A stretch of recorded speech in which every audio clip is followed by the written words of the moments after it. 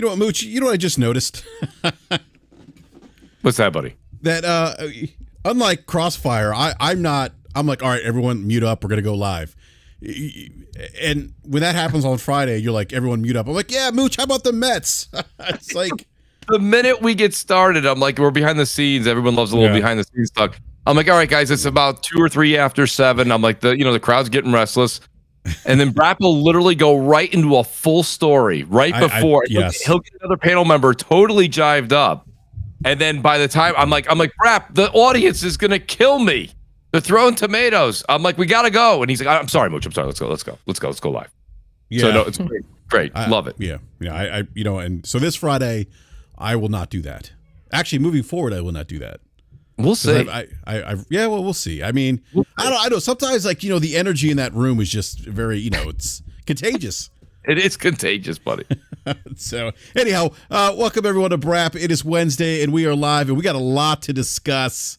Yes. I did do a reactions video on the Xbox showcase because I've just been so busy the last couple days with family here and sports and playing video games, playing Diablo 4 and playing Tears of the Kingdom. Played a little Final Fantasy 16 demo, and wow, I cannot stop thinking about that demo. So yeah, I did get a chance to do a reactions video, and missed you and Crap, and I forgot who else you had on the show on Sunday, Mooch, but I did miss the. We had Crusader, we had Worry. Yeah. Great show. Great show. No, we did miss you, BRAP. We really did. You were brought up a few times. Everybody was wondering where you were. Yeah, no, because I remember we did the show last year. It was a lot of fun. It was good time. So this is I'm actually kind of glad that I'm doing kind of my reaction, I guess, the BRAP reaction show to the Xbox showcase, because I've had a couple days to let it marinate. But I do have a great panel tonight. Great guest. I want to introduce a returning guest. We haven't had her on in quite some time. I want to welcome Eric Cuts for the win. Cuts, what's going on? Dang, what's up? I know it's been a minute, right? It has been a like minute. a year or something like that. It's maybe been like more. 2 years. Yeah. So it's good to be back. Happy to talk to you guys and catch up. I guess we're gonna be talking some Xbox today, some Starfield, some 30 frames.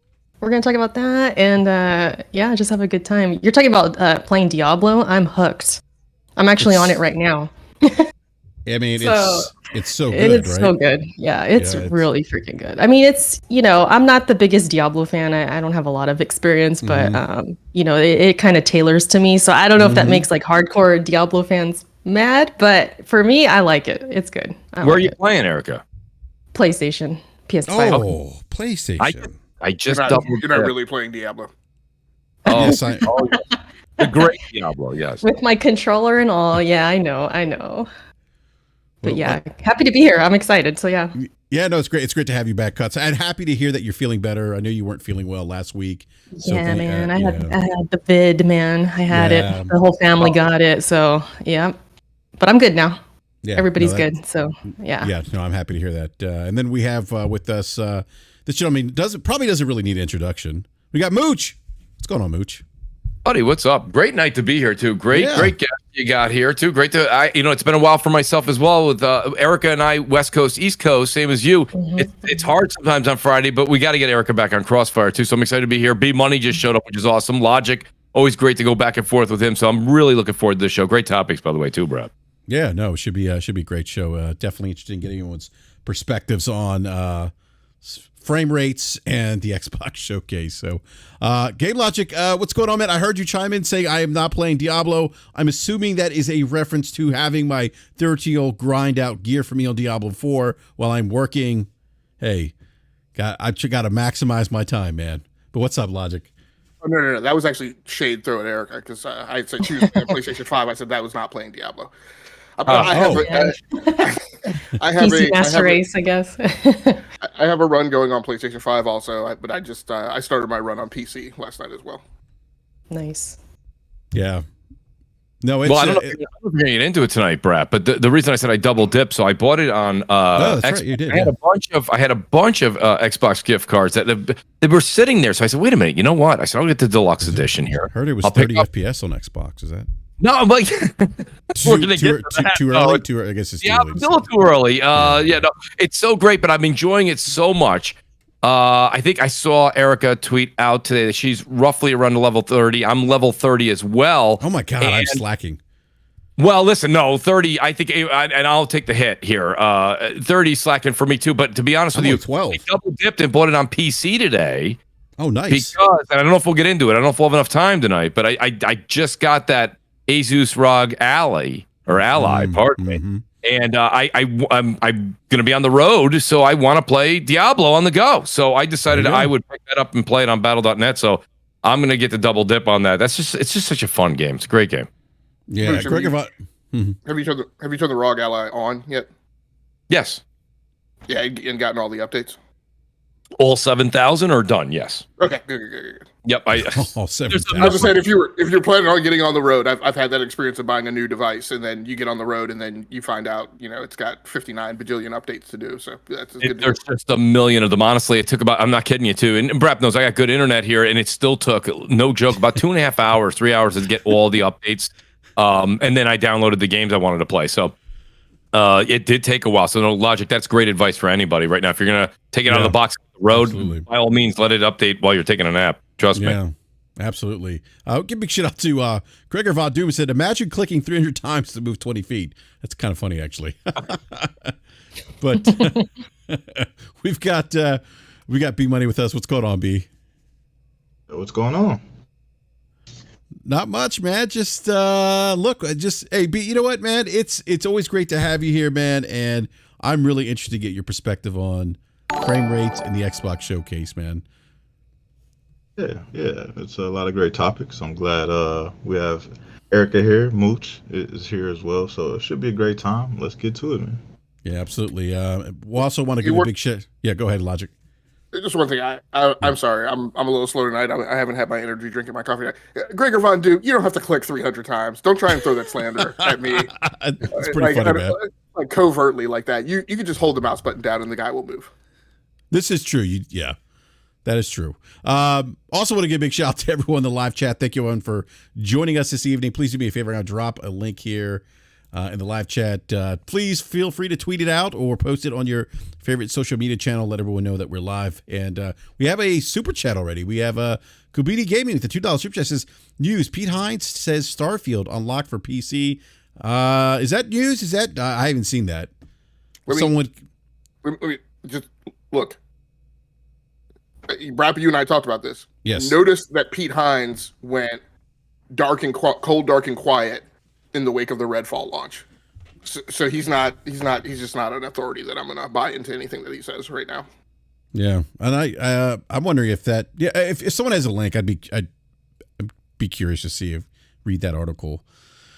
But it wouldn't surprise me because I keep telling people the definitive platform for video games is PC. I mean, if you want the best experience, if you want the highest frames, highest graphical fidelity, you want all the bells and whistles, you got to go PC. A lot of you want to dine at the local Golden Corral. That's fine.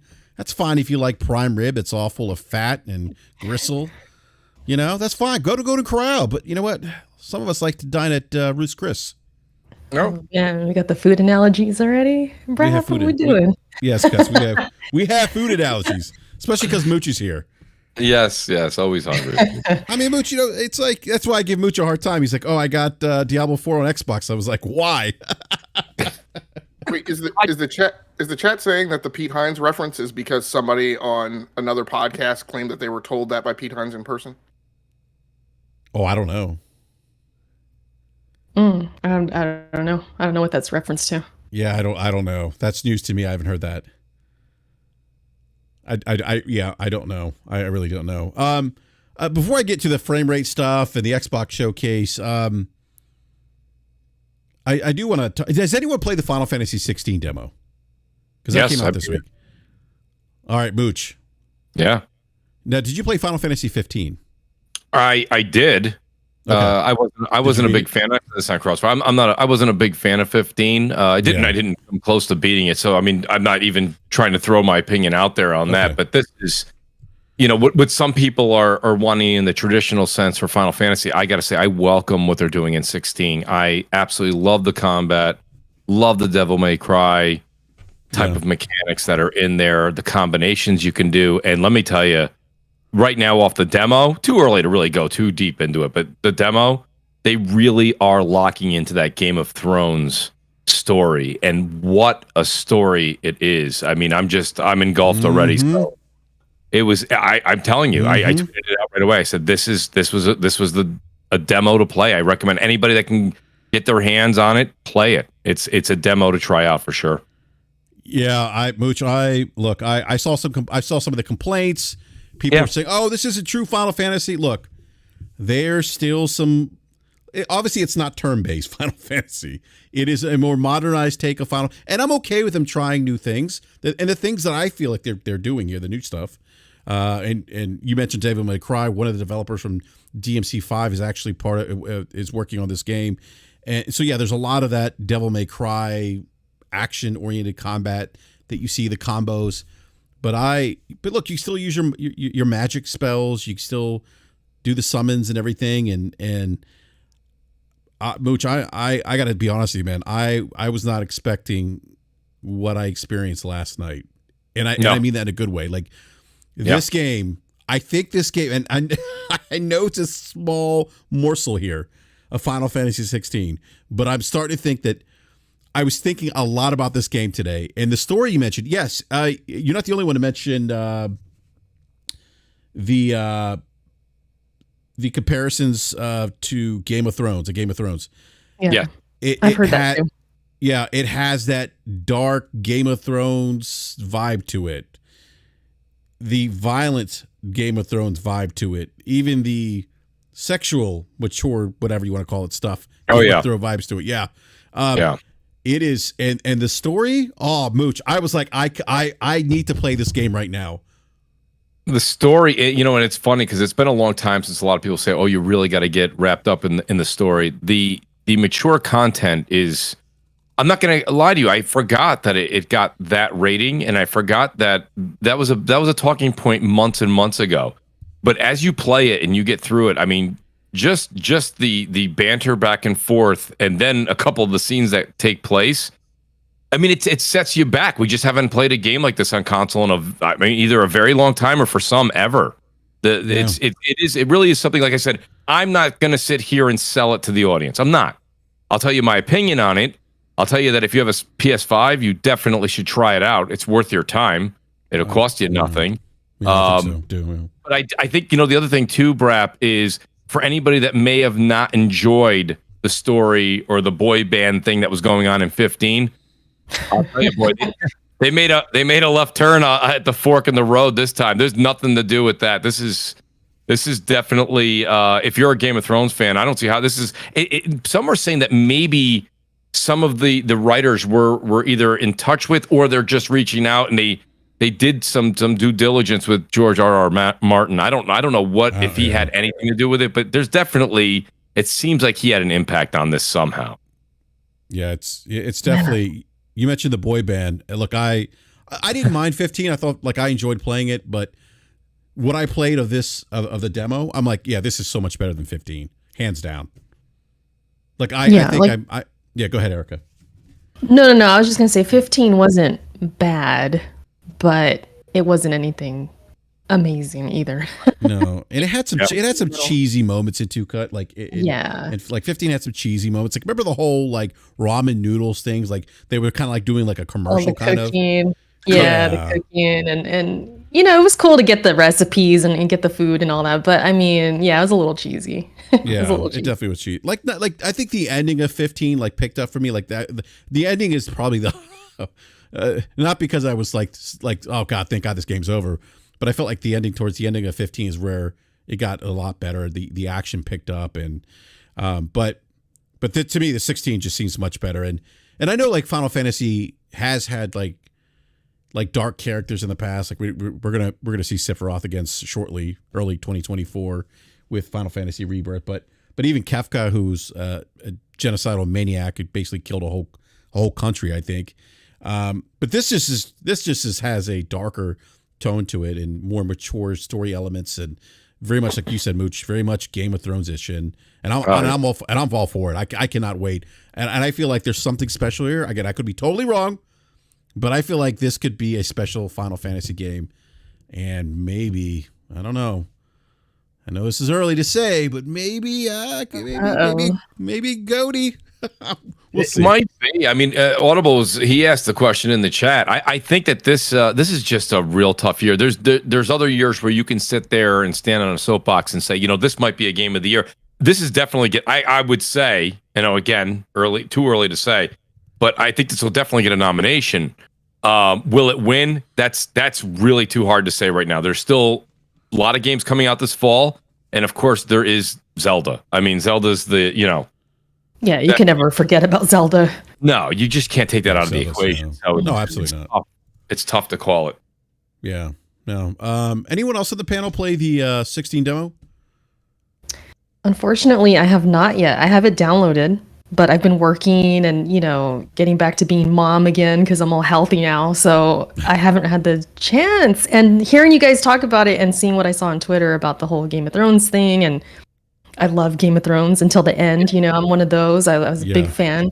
Me too. So I'm like low key because there's so many games this year. I just feel like I wish it wasn't good in a way because I want to play it now, and now I have to squeeze it in, and I have all these games to play, and I'm like, how am I going to do this? How am I going to beat all these games? That's where I kind of am right now, which is a good problem to have. It's not bad. It's just it's one of those things where it's like, damn, am I going to have time to even play this game? Because I want to play it. And hearing you guys talk about it makes me want to play it even more. So I'll eventually get to the demo, maybe, I don't know, later tonight, tomorrow. I'm looking forward to it. But yeah, you guys got me teased. I want it now. Damn.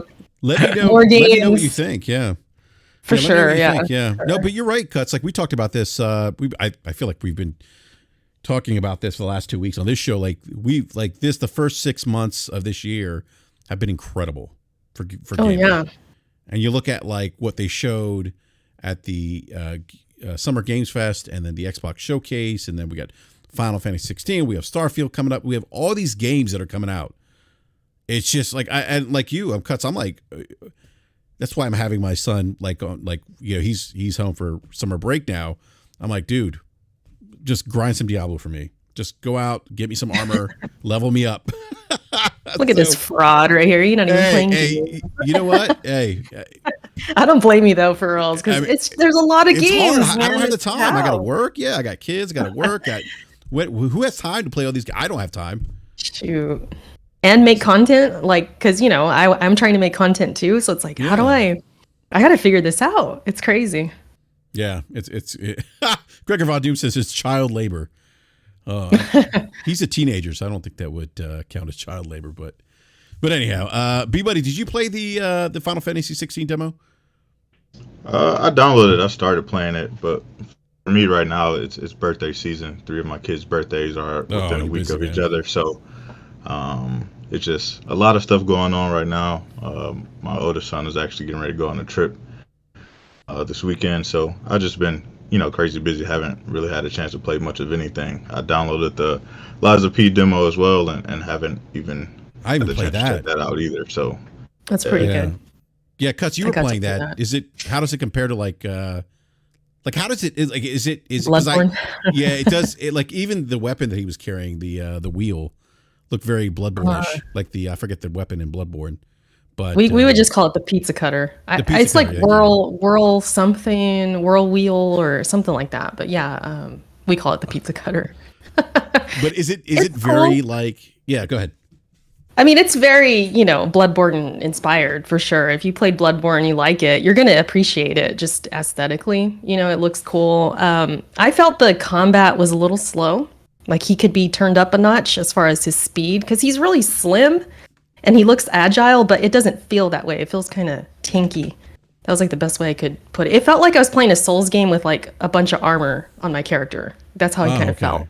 So I was a little, I could use it a little bit faster. If they're going to go for the Bloodborne vibe, it should be a little faster. But beyond that, it was cool. I think it's worth a play. You guys should definitely check it out, especially if you like Souls.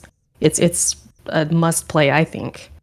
But I'm looking forward to it for sure. Yeah. Oh, the whirly gig, is that what it's called? I'm looking at the chat. Yeah, it was like a whirly something, that weapon. Yeah, it's another game that, again, I just don't have time, but I've heard like you, and I've heard a couple other Souls fans speak highly of the game. So it's the Bloodborne 2 we're not going to get. You know, they're calling it the Bloodborne at home. You know, we got Bloodborne at home, and it's Lies of P. It's still good. You know, it's probably not gonna be Bloodborne like that good, but I think it could maybe come close if it does things right. You know, we'll see. I'm excited for it. Yeah. All right, I'll have to add that to my to-do list then. Another game with little time, and I'm still playing Tears of the Kingdom. Jeez, yeah, this is just, it's insane. Look, we're just eating well. We're eating well here as gamers.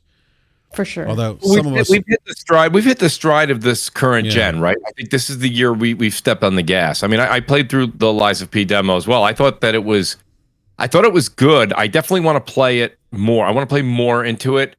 But Erica, you might know what I mean. You play this like it seems like I was enjoying it, but it felt like something was missing. Have you ever? Oh, here we go with the food analogies. I apologize, guys, but no, go ahead. You ever eat dinner and you're like, and then someone's like, you know, you want seconds, and you're like, no, I'm full, just not satisfied.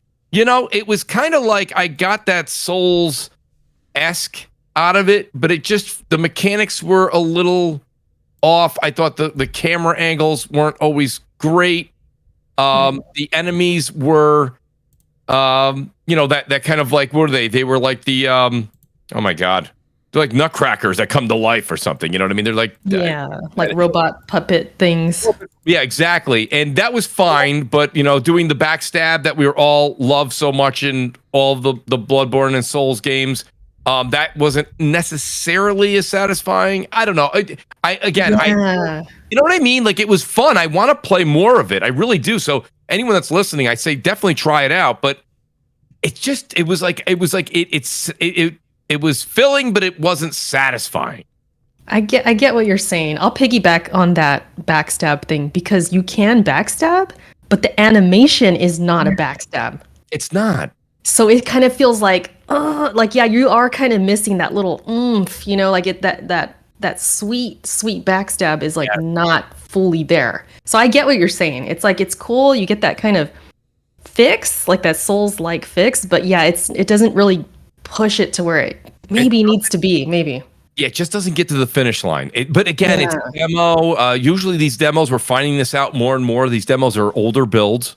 So they're not necessarily what we're going to get, you know, and September's still a ways away for them to polish things up a little bit. But I don't think the things that I want changed, I don't think would happen in the next 3 months. So I think that, but I'm okay playing more of it as it is. But it's definitely, it's levels down from, you know, if someone thinks they're walking in playing it, like you said, what did you call it, Erica? Just a little bit.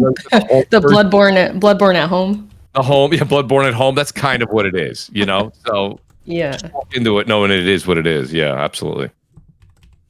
Yeah, it's a smaller game. Yeah, I love your food analogies always. Well, you know, I always listen. Everyone can relate to them, right? Food is something we all need, we all love. That's just the way it is. That's true. That is true. Yeah. Oh my God, I don't know about you guys, real quick. I don't know about you guys, but like when I stream, sometimes I'll just be playing games. We always end up talking about food. Yeah, in the chat. It's a universal. I mean, we all love it. You know. It just does. It's funny, and shame on me. I streamed. I think the last time I streamed was it Redfall? I streamed when it came out, but like I should stream more. I really enjoyed it. I know, Erica, you do it. You do a great job of it with you, and you're outstanding with the chat. But yeah, food always comes up. It just does. Mm-hmm. Maybe it's an us problem though. I'm not sure, Erica. We might entice that. We might pull out of the audience. Well, I mean, we are in control, right? If I see somebody in the chat talking food and I respond to it, I mean, I'm choosing to go there. So yeah, maybe it is me. Maybe it is. You know, I don't mean to hijack the podcast, but I gotta ask Erica, because Erica is the resident. She streams more than anybody on the show right now. Erica, the one thing I don't know if I'll ever master is when you see like the Tim the Tatmans, or you see the Doc Disrespects, or any of the guys that are out there. These guys, I mean, they're eating a full meal while they're streaming. I have not worked that into my stream yet. I want to eat a bowl of cereal like these guys. You know how dangerous that is? I always get paranoid. Like, what if I choked on stream? Like, I think about those things, you know? I don't want to do that. I don't want to chew on the mic. I don't want to. Stuff all over the keyboard. I mean, I'm kind of a neat freak. I don't like that all over the place. So it's just. But these guys are eating. I seen Dr. Lupo. I think he was having a tuna fish sandwich once or some kind of chicken salad. I said these guys got some guts. But you know what it is? They stream for like 8 hours. Oh, they gotta eat. Yeah, they gotta eat lunch or whatever's going on. Yeah, they got. I think it'd be different if they were streaming for like 15 minutes and all of a sudden pulled out a sandwich. What would be like? What are you doing? You've only been on here for 15 minutes, but. Yeah. Can I just say though, because Mooch, I feel that I don't like eating on stream. So when I was pregnant, it was a struggle because I had to eat. Yes. I had to take breaks. I had to drink a bunch of water. So I didn't care at that point. But yeah, it did kind of suck. Like, I really have to do this right now. It's against my rules right now. But yeah, I feel you. Well, there's times I'll do a 3-hour stream, which is nothing compared to these guys that are doing it for a living. It's nothing. But like you said, there's a bit of energy that is exerted out. You're playing a game. You're also talking. You've got the lights on you. You feel like you're at Rockefeller Center. So it's hot. You're sweating. I'll sometimes just take myself off the camera. And I'll just have like a granola bar or something. It's like you've got to recharge a bit. But I don't. Sometimes you don't even like sitting across from your friend at lunch eating in front of somebody and watching them chew, let alone, the internet. So it's I give those guys credit. I really, really do. Whole meals. Thanksgiving Day meals, BRAP, right there on stream. It's unbelievable. Or like Dr. Disrespect. He has his wife feed him sometimes. Yes. Just for fun. Yeah. That's fun. Jeez, that's funny. Speaking of food, by the way, one of the things I learned in the Starfield Direct is that you can hoard food.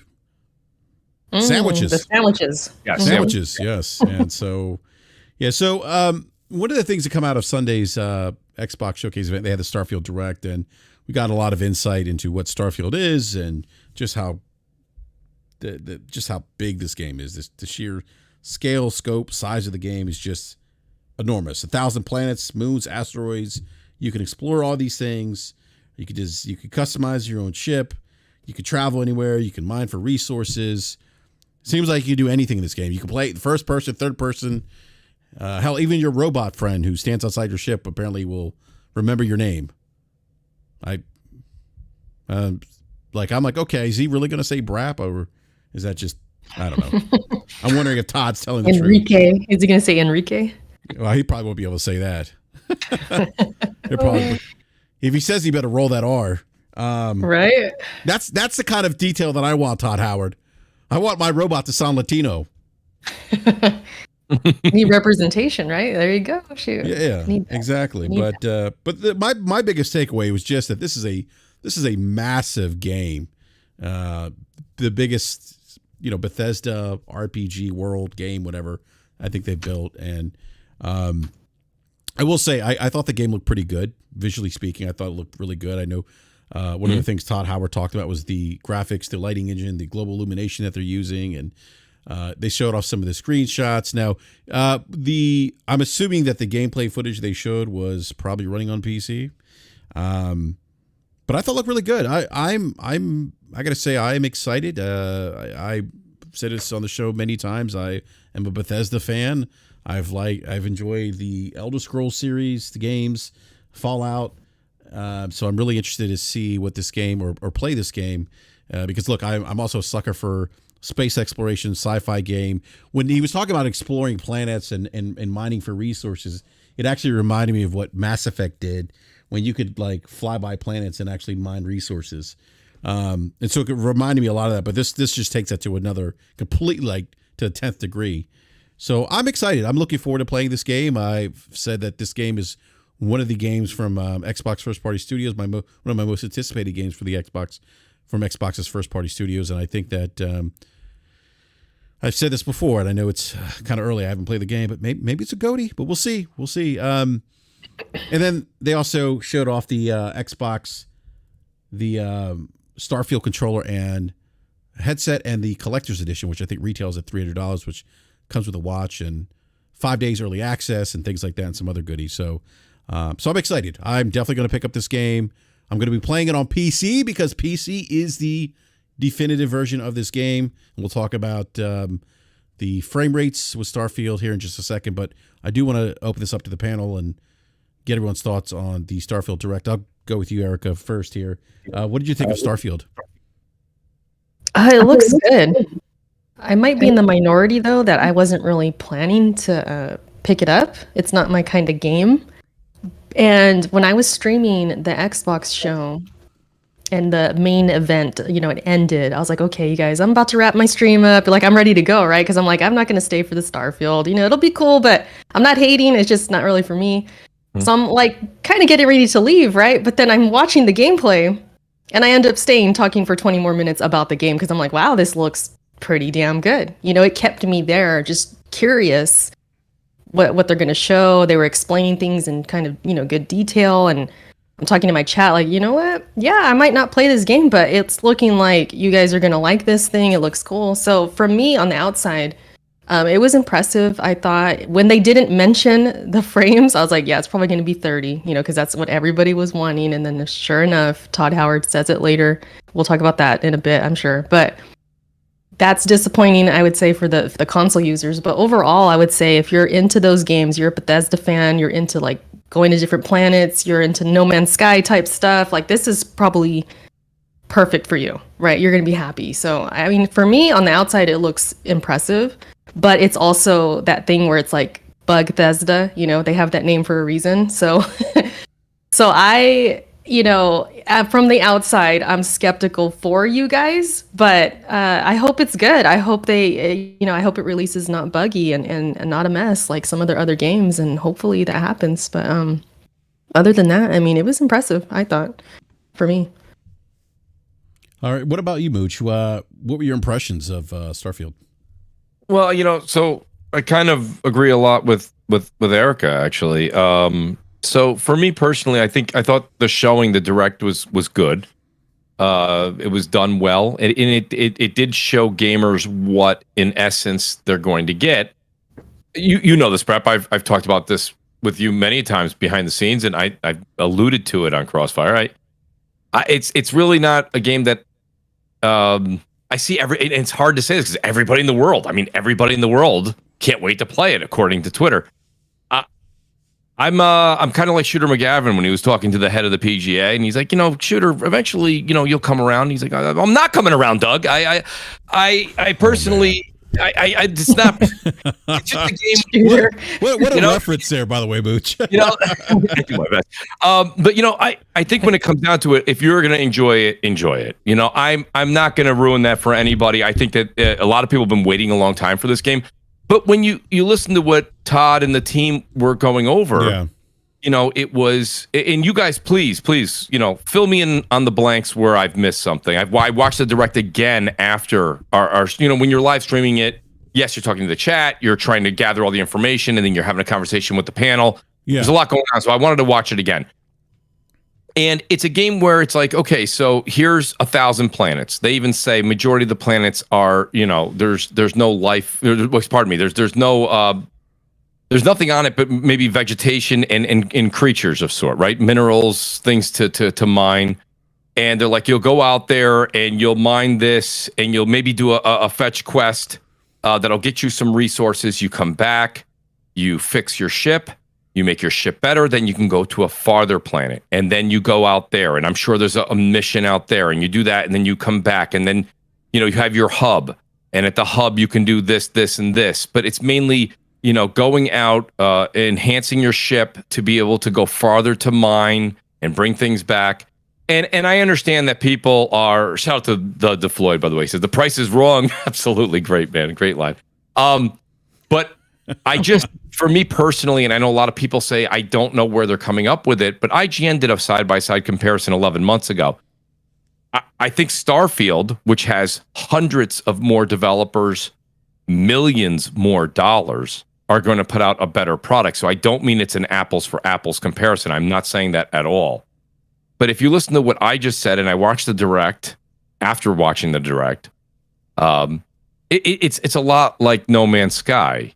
With definitely going to have a story-based RPG, the Bethesda touch on it, which is fine. Again, so if you're excited for something like that, that's fine.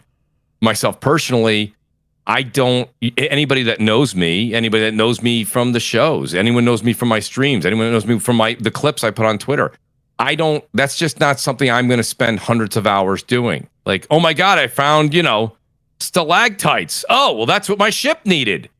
Oh, I better, like, I'm not, that's not as exciting to me as other things. And then I've never really been a Fallout fan. I never played Skyrim. So like I said, I might not even be the person that you want to judge your purchase off of, but for me personally, I don't see what people are saying they're going to play for 300 hours. If you are that type of person that loves to go out, mine, build your ship, get better equipment, and then just go farther to mine, build your ship better, to go to another galaxy, or, that's fine. I think the exploration is top notch. And I think the game will only get better as it gets older. But I'm probably going to wait. I'm going to try it out on Game Pass. If I like it, like BRAP said, I'll probably pick it up on Steam, and I'll play it because I think the mods will pick the mods. People think the mods are only for the goofy things you see on Twitter, where they had the fun things where you can be, Batman or Homer Simpson or something like that. There's that, but a lot of the mods sometimes fix some of the bugs. And I think that they would make the game even better and even more of a fun experience. So that's where I'm kind of at with it. I don't need to see more of it. Most people say, well, I need to see more before I know. They've shown what the game is. We all know what the game is at this point.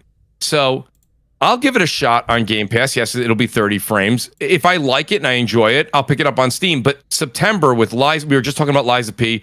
I definitely want to pick up that game. I don't have the full list of September games in front of me, but the other game that I've put on the back burner for so long, and I'm very excited, and I've had so many people in the industry I was talking to tell me on Twitter, they were like, Mooch, wait till September. I really want to dive headfirst into Cyberpunk, and I want to play Cyberpunk because not only is the DLC coming out, I believe it's called Phantom Liberty or something that, but on top of that, there's also going to be the in-game, the original game enhancements that we've all been waiting for. A lot of fixes, make this game beautiful. And again, I own it on PS5 and PC. I'll probably play it on PC. And I'll be honest with you, that's probably my September game that it would take up a lot of my time till we get to Spider-Man 2, and then Alan Wake 2 in October. So that's kind of where I am on it, BRAP. It's by no means a negative spin. It's just, Starfield can't be for everybody, and for me, from what I'm seeing, when we saw the 45-minute direct, if you go back and watch it, even if you say you don't believe me, their main emphasis over and over again was exploration. Get your, craft this, make your ship better, go out farther, research more out here. We have 1,000 planets. Most of them are just going to be vegetation, minerals, and, creatures, much like No Man's Sky. And, that to me, and the shooting mechanics that I saw look better than we saw a year ago, but by no means did I see those action scenes and go, my God, I can't wait to play that game. So that for me was my take on it. I definitely will try it. I have Game Pass. That's what people say. Well, you get Game Pass, give it a shot. So I'm going to give it a good shot and go in there with a good attitude. But just from what I'm seeing, it's really just not what I would flock to necessarily. You know what I mean, BRAP? Yeah, no, that's fair. I mean, not every game's going to be for everyone. I get that. That's fair. Yeah, the combat. Well, I just want to say the combat. It looked cool, but it wasn't. Yeah, it wasn't anything crazy. I'm with Mooch on that. Yeah, for me, like I like the kind of the building of things. You get to build like settlements and stuff, and there is a story there with different planets and things like that, different factions that you can get involved in. So there's a story there. I mean, I think outside of the resource management or gathering of resources. But Mooch, I mean, and you may be someone who plays that game differently than other people too. I think that's kind of the other thing with some of these larger open world games, Bethesda games. I know sometimes people like to go off the beaten path and do a little more exploration. Some people like to hug the storyline a little bit closer, So, but no, I mean, I get it though. Not every game's for everyone. And you brought up the Phantom Liberty, but that's another game that was shown off in DLC of part of Cyberpunk. I'm certainly looking forward to that as well. But I want to go to Game Logic here. Logic, what were your thoughts of the Starfield Direct and what you saw?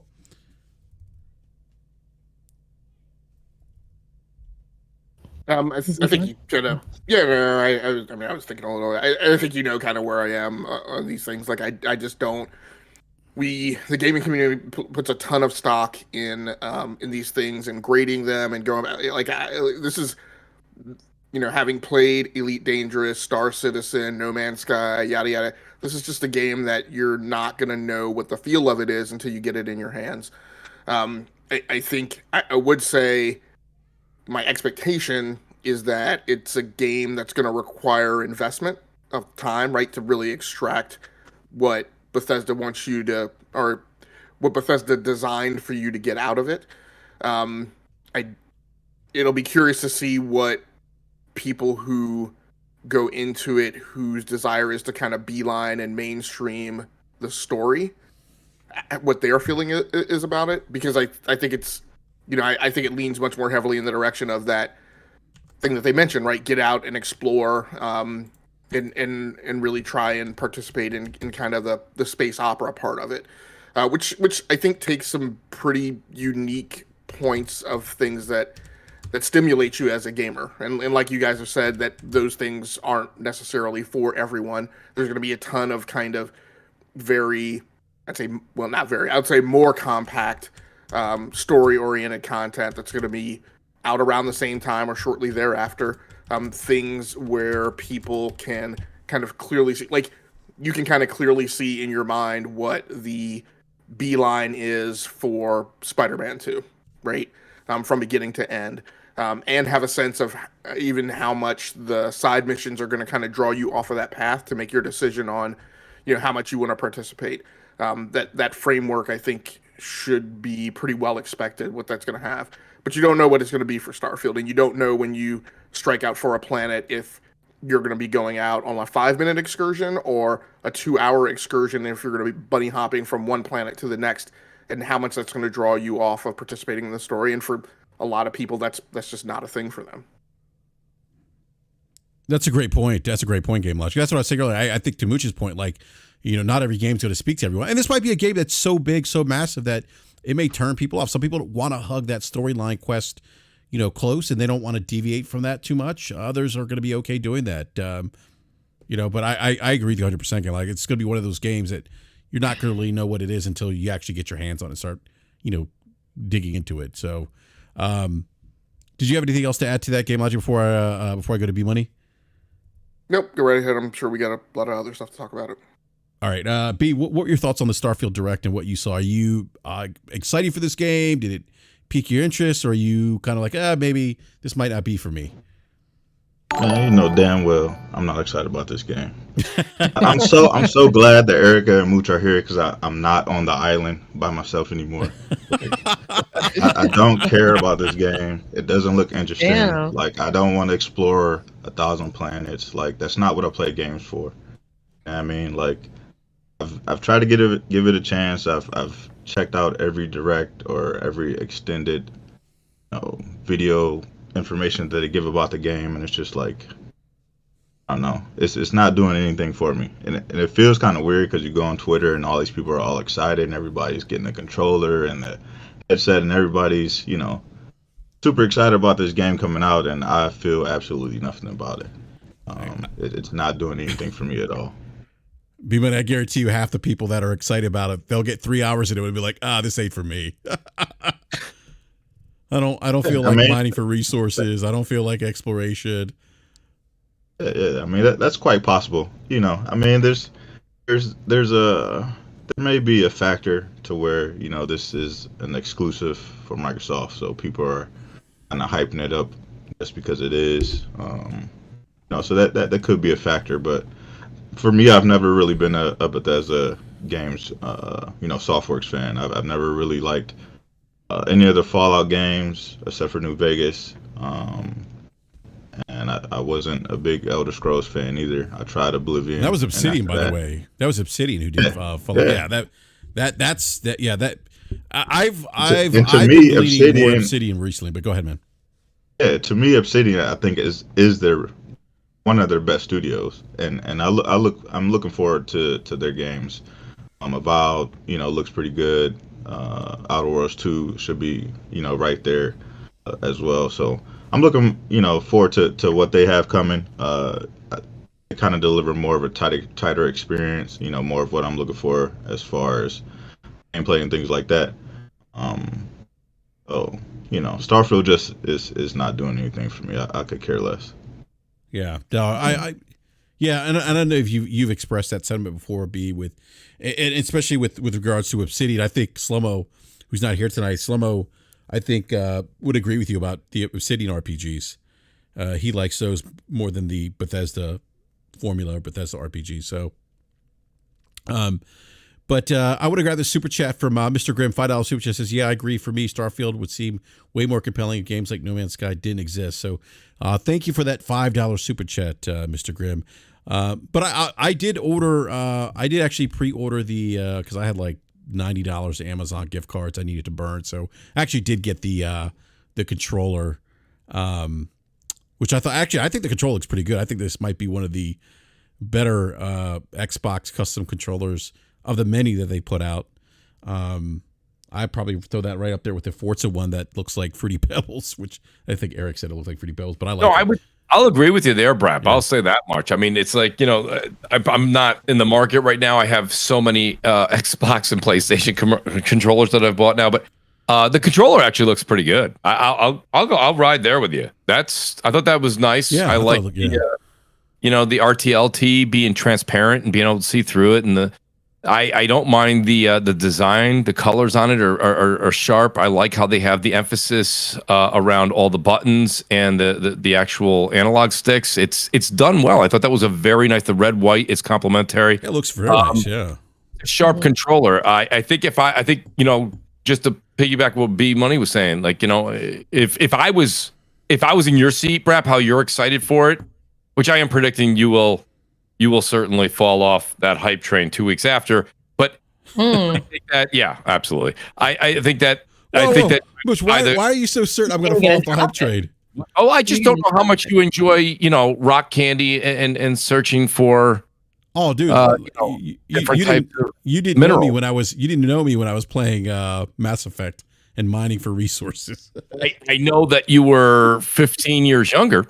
And I tell you, but see, this is what I'm saying. Like we don't know is I would. That goes I for guess, me too, by the way, BRAP. That goes for me too. I know what you mean. Like that's the thing. Like, my thing is, I just time's of the essence, right? And I was gonna pull it up, and I was enjoying what B Money was just saying. Like I wanted to pull up Shinobi as a great September and October list.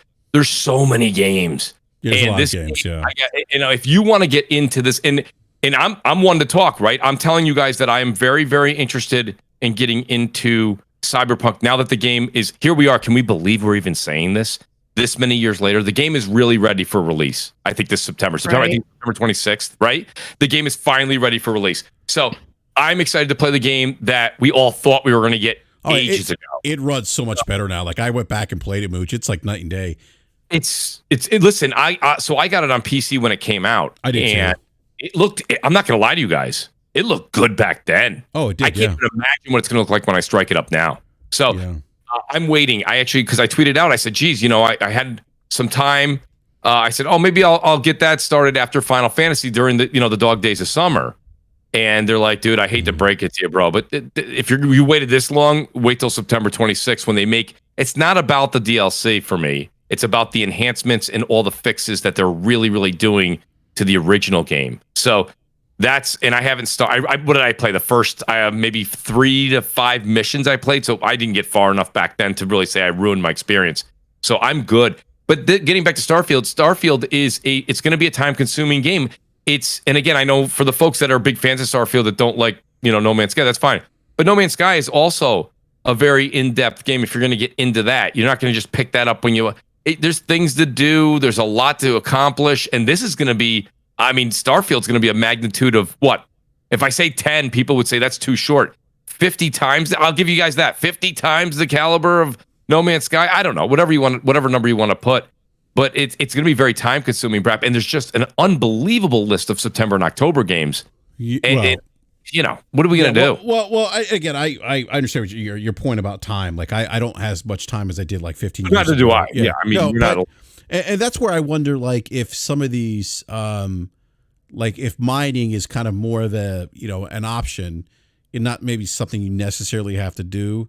Like Logic, I know you played Star Citizen. Like I think there's mining elements in Star Citizen, like resource, like gathering of resources in Star Citizen, right? Yeah, I mean that's one of essentially the metas or mini games, whatever you want to talk about. I mean it's essentially a career track that you can craft, into kind of your own personal storyline. But yeah, absolutely. But do you think that, I mean, like with Star Citizen, is some of that stuff like necessary for progression, like that you have to do it, or is it more optional? Do you think? I mean, again, we only know what we know about Starfield, but I guess I wonder with Starfield if that's going to be something that's optional or if it's going to be a requirement to kind of progress. I would guess that they're gonna, much like Destiny 2 kind of will occasionally force you down a path on a set of rails to force you to participate in something. Like I never had any interest in Gambit, but there was a season that they basically forced you to do that to cut through one of the goal sets. So I mean, I'm sure they're going to do that. But not like Star Citizen, right? Like in Star Citizen, if I go in, and I'm starting a career or whatever, I can go, and you can ship mine as well as in person mine. You can go do that, right, for an extended period of time. You can go do that and amass wealth and just zip back and forth across different star routes, like accumulating wealth and selling stuff like that. I don't know that Starfield's going to necessarily replicate that. But I mean, like I said, I think they're going to kind of force you by the path to make you participate in that activity that they've engineered into the game. Gotcha. Okay. Gregor Valdum actually brings up a great point here, Mooch. But you have child labor now, BRAP. So see, I kind of have a workaround here, Mooch. You got little helpers. I've got little helpers. No, my 4-year-old, my 4-year-old plays Minecraft now, and he's good at it. If I can teach him how to mine on Starfield, I'm set. You're good. That's a great point. He knows how to navigate. Mouse, keyboard, controller. Actually, I might put him on Diablo 4 now. At 4 years old? Yeah, why not? Diablo's kind of creepy. That's kind of crazy. I mean, hey. It is. I caught him trying to play it though. Oh, really? Yeah, he ran out of the room, and I was like, "Hey, why are you messing with the controller?" He's like, "Oh, I was playing us scary monsters." I was like, "Well, that's what you get." So, but the other Starfield related news that I wanted to talk about was the frame rates, the frames. Yeah, we got to. Yeah, and so look, Bethesda announced that Starfield will run at 30 FPS. I said it would a long time ago on the Xbox Series X, the console that eats monsters for breakfast, and the Xbox Series S. Now, my issues much with Redfall and the 30 FPS stuff goes back to with how, if you guys remember, what was it, Project? What was the Xbox Series X? What was it called? Project Scarlet. Thank you. I almost said Scorpio. Yep. If you remember that video that they did with Jason Rowland and Mike Ibarra was there at the time, and I forget who else. They talked about the things that we're going to do with the Xbox Series X. I mean, you go back and you listen to that video that was shown at E3. And it really, you're like, wow, like a lot of those things just didn't happen, and not for the Xbox. But I was disappointed here at 30. Now I'm going to play this game on PC, but for my console brethren out there, I was disappointed to hear that this game would be 30 FPS. I would have, but not just that it's 30 FPS, but there's no performance option on the Xbox Series X console. I would expect it for the Series S, given the specs of the hardware for that console, but I would for the Series X, and like at least having the option of performance mode at 60 FPS would have been a nice thing. And I'm not saying that Starfield won't be good at 30 FPS and that the game's going to be quote unquote trash, as people like to say. I think the game could be enjoyable at 30 FPS. The games could still be good, but having that 60 FPS performance option would have been nice. It's a bit disappointing to me, at least, that wasn't included. I know that Bethesda's come out and said, it's a design choice. That's fine, but I think having that option would have been nice. I guess the other thing that kind of bugs me too, and I'll open up to the panel here in a second, is that you have a school of thought too that's saying, oh, well, it's a design choice. Like, why do you want 60 FPS? Like, why, it's going to look at the scale, the size, scale, scope of this game. Why do you have to have 60 FPS? Who wants to perform? I mean, like, it's just weird to me because and in Logic, I've talked about this, like, I've been gaming a long time. And Mooch, you probably remember this. Logic, I'm sure you remember this. B-Money, Erica, I'm sure everyone on the panel remembers. Every console generation, there's an expectation of increased performance. And so it's just a little odd for me to see people try to walk that expectation back. Well, I want to tighten up the specificity of that and what we're talking about. We're not talking about increased performance like as you transition from generation to generation. We're talking about games arrive at launch. They are at least some level of refinement and sort of a step up from the previous generation. You have games at launch that are kind of your tech demo games, right? Where maybe they're not a great game from a story perspective or whatever, but you have one or two games in there at launch that are meant to show off the muscle. And then progressively over the course of the generation, particularly now that console generations have stretched to 7 years, you get progressively better games. And so when you look at Tilu 2 and Ghost of Tsushima, those games far exceed anything that was on the PlayStation 4, right? That's what we expect. Vector Man, back on the Sega Genesis, far exceeded what was around and available for the Sega Genesis at launch. That's the type of progression that we have become historically accustomed to seeing as developers learn more and more tricks, learn more and more shortcuts, get a better handle, and hit that learning curve in terms of development methodologies and implementations on that hardware set. That's a great point, Gabe. I know we were talking about that earlier. Like, there's a progression here, because I part of the other dialogue I've seen is, well, it's 3 to 4 year old CPU GPU technology, but again, like you just mentioned, you go back and as we progress into the console generation, we see a better optimization, we see better looking games. That has been the standard pretty much since I've been gaming 40 plus years. But Logic, did you have any other thoughts before I open up the panel in terms of the 30 FPS discussion? I know you and I've talked a lot about it, a lot. I think the main thing that's rubbed me the wrong way about it is, and we're kind of seeing some of it in the chat. Look, I get and I understand that some people are fine with 30 frames per second, and that's fine. We talk about this all the time on the show. That's your choice as a consumer. However, if another consumer would prefer it to be 60 frames per second, and my own personal stance is, I just prefer choice. I come from a very strong PC gaming background. We've had improvements in options and selectability and configuration choices on these Generation 9 consoles. And so for the Xbox Series X and the PlayStation 5, what I prefer is I just prefer to have modes that are selectable. And I prefer to take that option and have it given unto my own hands, so that I have some provenance over the experience that I have, and not to solely have that dictated to me by the development team. Now, is that a hard and fast requirement for me? No. Am I going to play Starfield? Yes. However, that doesn't mean that I have to just accept everything that a product is without citing points that are a criticism for me, right? There are movies that I love. None of those movies are perfect. I have criticisms of them.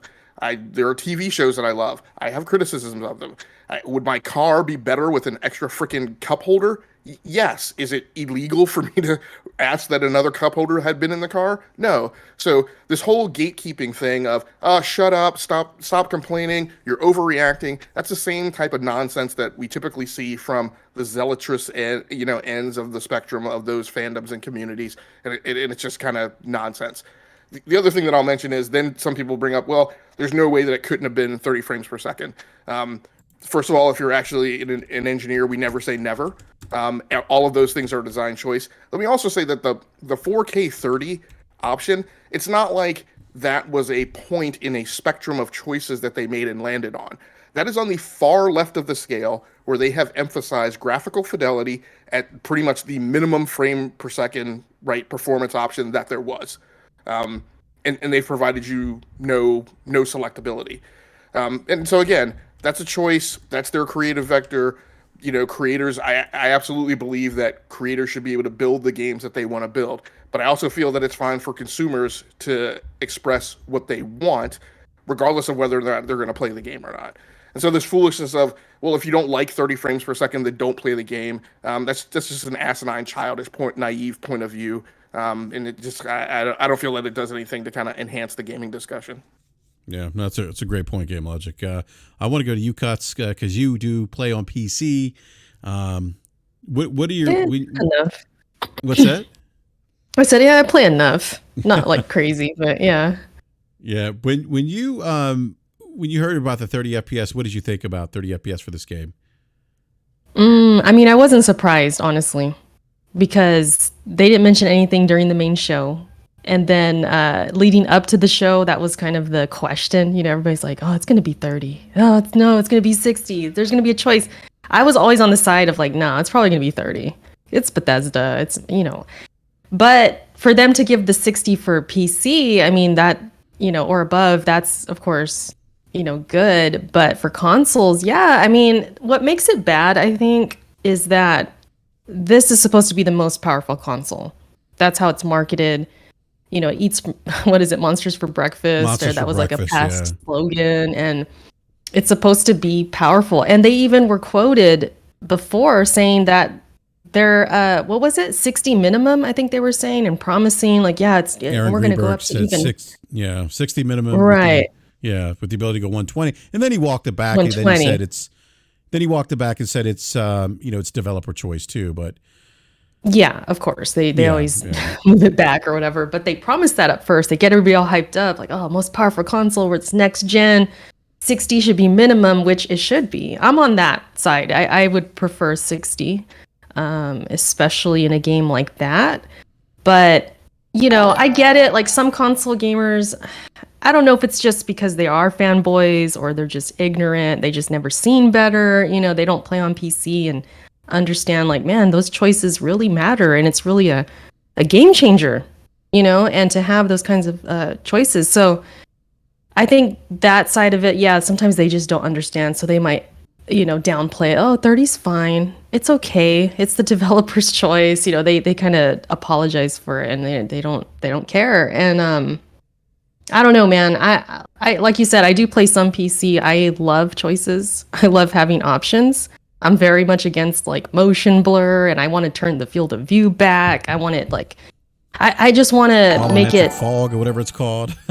Yeah, the freaking waste of resources. Film grain, all that. Turn that crap off, man. Turn it all off. So I'm all about that. Push the camera back. Make this look good. So yeah, when I go to consoles, sometimes it can be frustrating because they don't have those options sometimes. And then when they do, it's like, oh my gosh, thank you, you know? So it would be nice if Starfield had that for these console gamers to understand, like, dude, it could be so much better.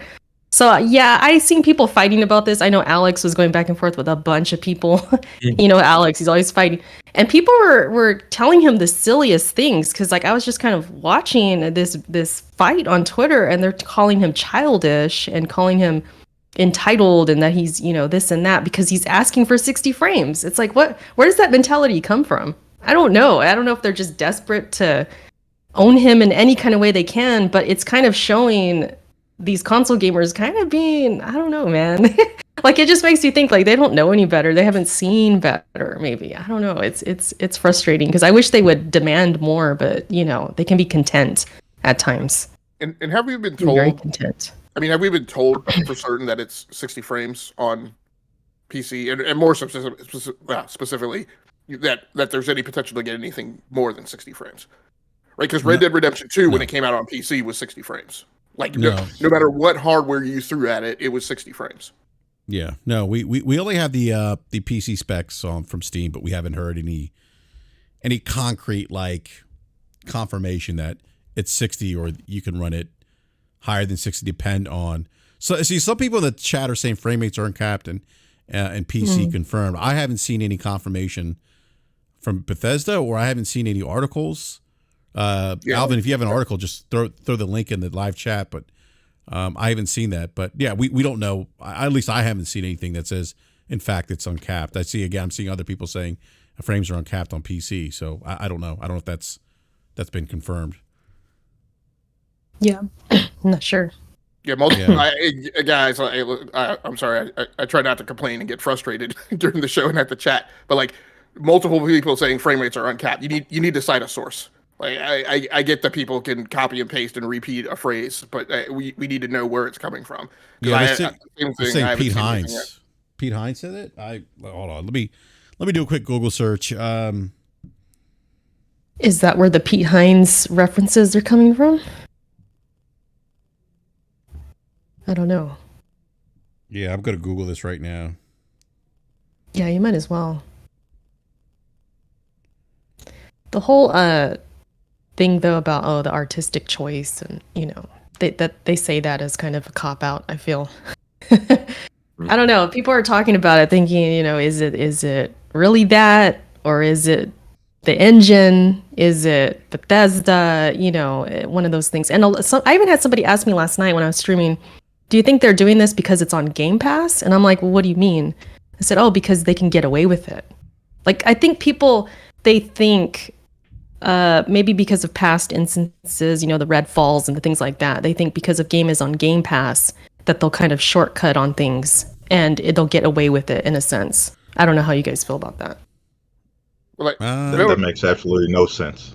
Yeah, it was kind of weird. It was kind of weird to me. I was really asking this viewer, like, what do you mean? And I guess they just assume or think I don't that they could do these shortcomings because it is on Game Pass and they think they can get away with it. Conspiracy, What I would definitely say is I don't know that I would attribute it to Game Pass, but I would say, looking at a lot of the comments that were made post showcase in the interviews and things that Matt Booty said, I mean, I don't know that I would attribute it to Game Pass, but I would definitely say, as we were talking about on this show for a while, that the metrics that Microsoft looks at are not the same, obviously, and they probably shouldn't be, as PlayStation. They are not how many unit sales of this game are we going to net in X number of days of the launch window. They are more concerned about communities and long-term players. And I think Starfield is clearly a game that's going to be deployed. They've already talked about DLC content, post missions, post campaign stuff. They're not making this investment for Starfield to come out and be a one and done, right? Starfield's going to be at play out in the community with stuff getting added onto it. It's probably going down the Skyrim path of them repackaging it and reselling it, 100 times over 10 years. And so this topic of, is it okay to launch it at 30 frames per second? And are we going to then improve that over the life cycle? I think that's definitely at play in the strategy. Yeah, that's a great point, Hap. Let me grab some super chats here real quick before I get to Mooch. I know, Mooch, you got to get going here soon. Newtoni with the $2 super chat. Creation engine is extremely outdated, needs to go. It's a very old engine. Mr. Grimm with the $10 super chat says, yep, this wouldn't be that big of a deal had Microsoft and their fans didn't spend all that time when the Series X specs were released screaming to the high heavens about the power of the Series X. Thank you for those super chats there, gentlemen. Mooch, what were your thoughts on the whole Starfield running at 30 FPS thing? Right. So, I mean, Erica made some good points, as well as logic. But, when it comes down to it, so there's two parts to this, maybe three. So the people that you're seeing that are defending it, I always say this, BRAP, this, I say it every Friday. We that are in the chat right now, we that do podcasts, we're in this gaming community where a lot of us have a Switch, a Series X, a PS5, a PC, right? A capable PC. Let me rephrase that. Very capable PC.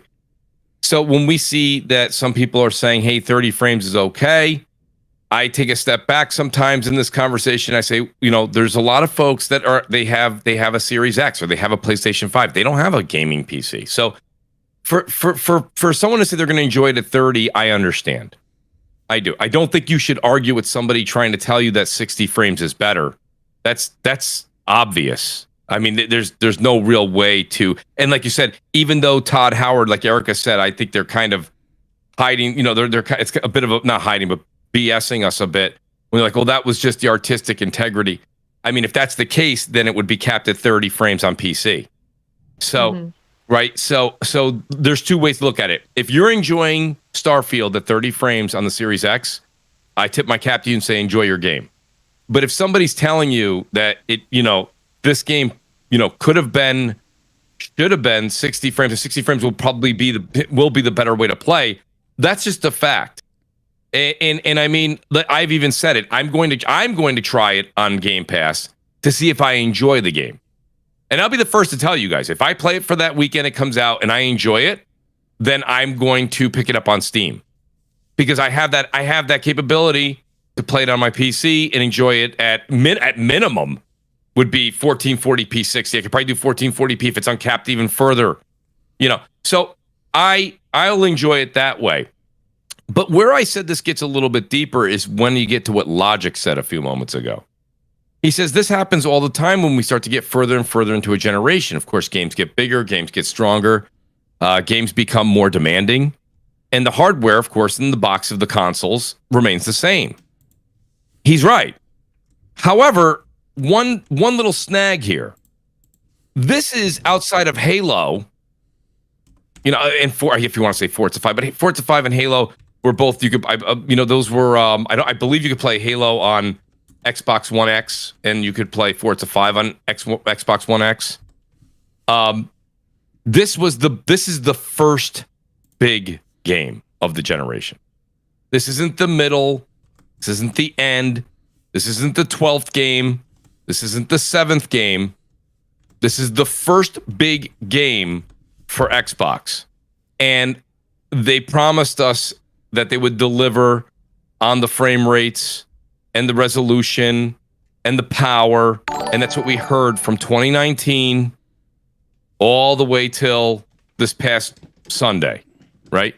And now they're saying, the very first game, you guys have been waiting for it. We're excited. Here's your 30 frame per second game. And that's where you see people getting frustrated. And those are the people that have the right to be frustrated. This is the first big game for the Xbox, exclusively for the Xbox console. And it's coming out, and a lot of people goes, geez, I've been waiting since 2020 for this big game.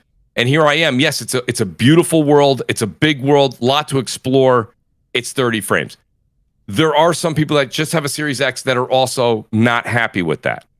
So, it really comes down to those 3 or 4 items there. It's just, I think that the game could have, the one thing I said, who was I talking to? I can't remember if it was Slow-Mo or who I was talking to behind the scenes. I was talking to somebody, and I said, the real problem here isn't that 60 frames isn't there, period. It's that, listen, I bet you a lot of people on console would have been okay playing this game at 1080p 60 frames, right? Mm-hmm. Give an option for performance. Have the 4K 30 fidelity there, and then have a 1080p or a reduced 1440p 60 frame option for those with the Series X. And I don't say that out of hate or out of fanboyism. I'm saying that because we all paid $500 in November of 2020, and we could sit here and talk about Hi-Fi Rush, okay, and we could sit here and talk about Forza 5, but I didn't get my Series X for Forza 5 or Hi-Fi Rush. Don't forget Pentiment and Grounded. I did forget about those, and I went to Total Recall to erase those, and now I have to go back. Logic, damn you. So my point being is that this was the big one we were all waiting for, right? This was the game. And I think that if you are a Series X owner, that's why some people are frustrated with it. And they have every right to be frustrated. Give the option. 1080p 60. They go, well, Todd goes, well, that's not how we envision it. That's great, but you've got to speak to your customers. You've promised your customers. So I think that's where the frustration comes in. But if you do have a capable PC, and Xbox doesn't care, so saying you're going to buy it on Steam, that doesn't hurt Xbox's feelings. They don't care. So they don't go. care. I'm going to try it on Series X, but not for any. If I like it, I'll pick it up on Steam, or I'll pick it up later on Steam when it's on sale and when the mods are really out there in full force. Look, you don't have Game Pass anymore, do you? Yes, I do. Remember, I told just before they did the transition, okay. I got another 3 years for $14.99. That's right. So You're I'm stacked, good till 2025. Yeah, I stacked. But that's my take on it, Brap. It really doesn't go much further than that, and maybe that's because I'm not as emotionally wrapped up into this conversation, only because the game isn't really talking to me a lot right now. So if this game was something, you know what I mean?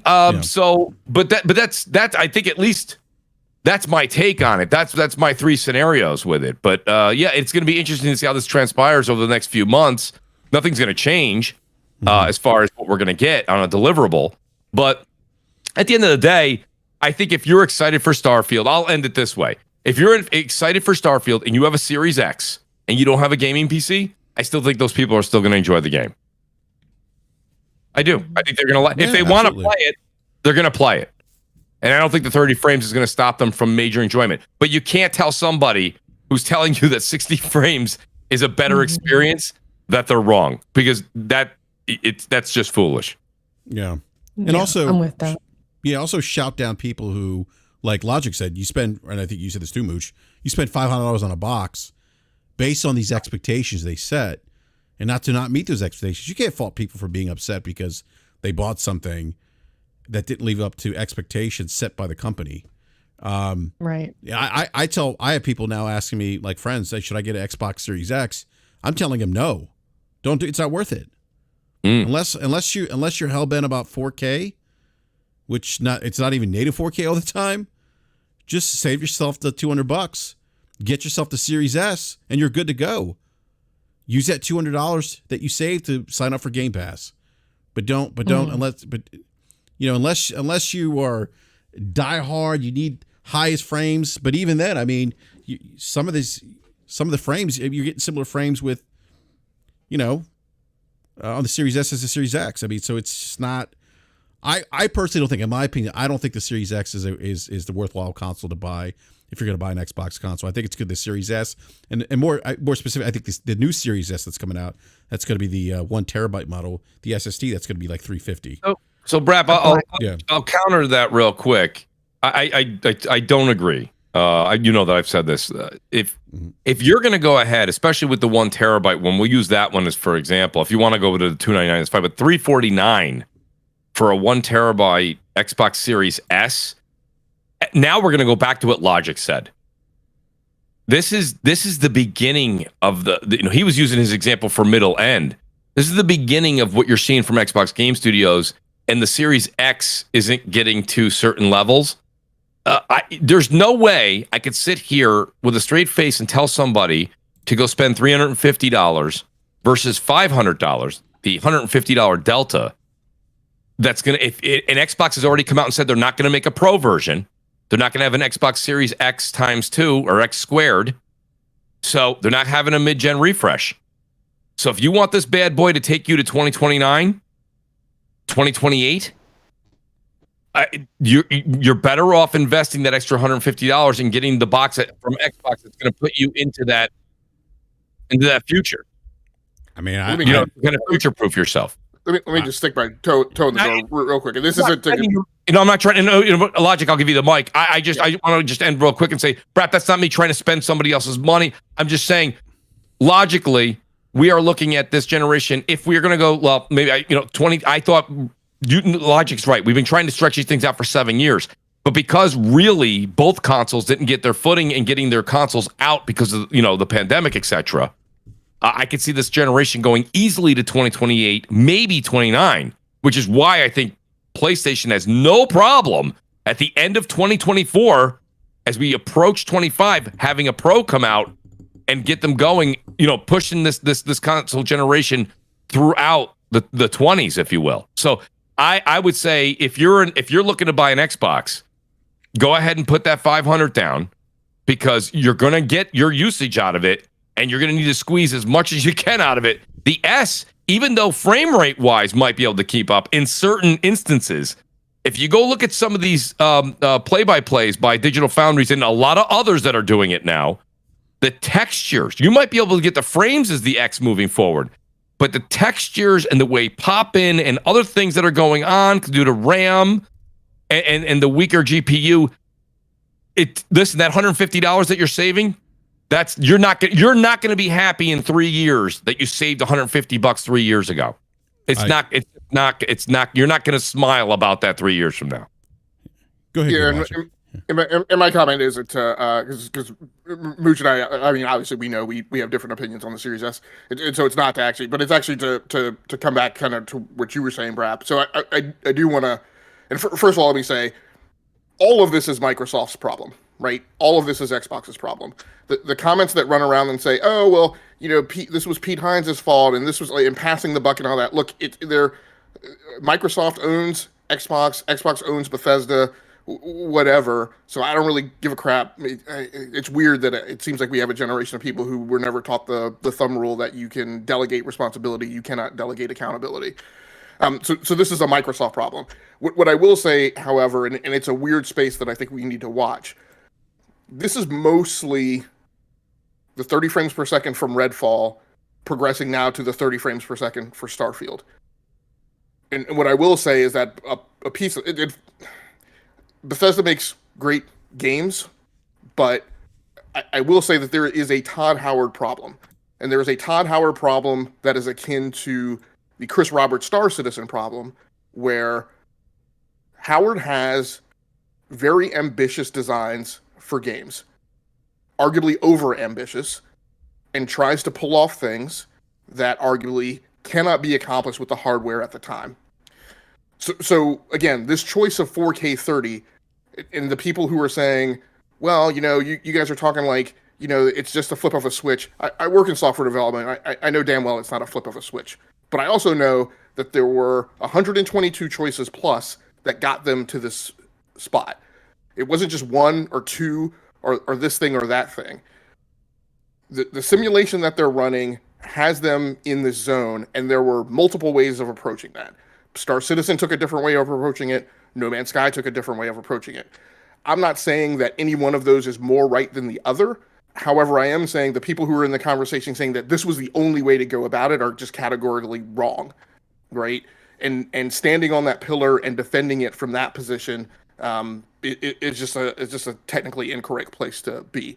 Again, you can, as a consumer, say I'm fine with 30 frames per second, but then trying to say, well, it's because of this and it's because of that, and this was their only way to do it. No, that's incorrect. The other thing I'll then add on top of that is that when we go back to the PC question, I'm not being overly confident about what the PC is going to do and being able to get beyond 60 frames per second, because I'm looking at I've been looking at the recommended specs, and the CPU recommendations aren't anything, the recommended CPU recommendations aren't anything that provides that much more headroom above the CPU that's on the Xbox. The systems theoretically would have more RAM available because they'll have both system RAM and VRAM. But the contentions that they're running into, well, the contentions that a lot of people are claiming, which is that it's CPU constrained. I don't know that situation is going to necessarily be so much better on PC that they will have the confidence to let the frame rates run, given that they're trying to deploy a product for the first time that's supposed to handle a wide array of hardware. So I just don't know that, given their arguments for the decision that they made on the console, that they're going to be any less conservative in terms of not capping it at 60 for this initial deployment on PC. So again, I would just wait until we see something official. I think I saw somebody in the chat say, what the only statement that's been made is that they haven't made the same decision that they've made on console. They haven't, but they also haven't said, exactly how far you're going to be able to run on PC. Yeah, but it's a great point, Logic. Let me grab this super chat from Sir X-Man. Sir X-Man, thank you for the super chat. The $2 super chat says, give me a co-op in Starfield in a couple of years. Yes. So thank you for that super chat there, Sir X-Man. Then we got T-Rock. Here we go. T-Rock 40 with the $2 super chat says, Starfield needs Nicolas Cage. Thank you. That's reference to Nicolas Cage being on stage at the Summer Games Fest. So, yeah, Mooch, I don't want to stretch out the Series S conversation, but I do want to talk to you about that another time possibly, because I still kind of disagree, but it's a good conversation. But and Rap, you're dollar for dollar, okay? It's a tough argument to have with you, but when you're talking about a generation that's going to go as long as this one is because of the circumstances, I wouldn't be in good faith if I said go get a Series S. I just don't.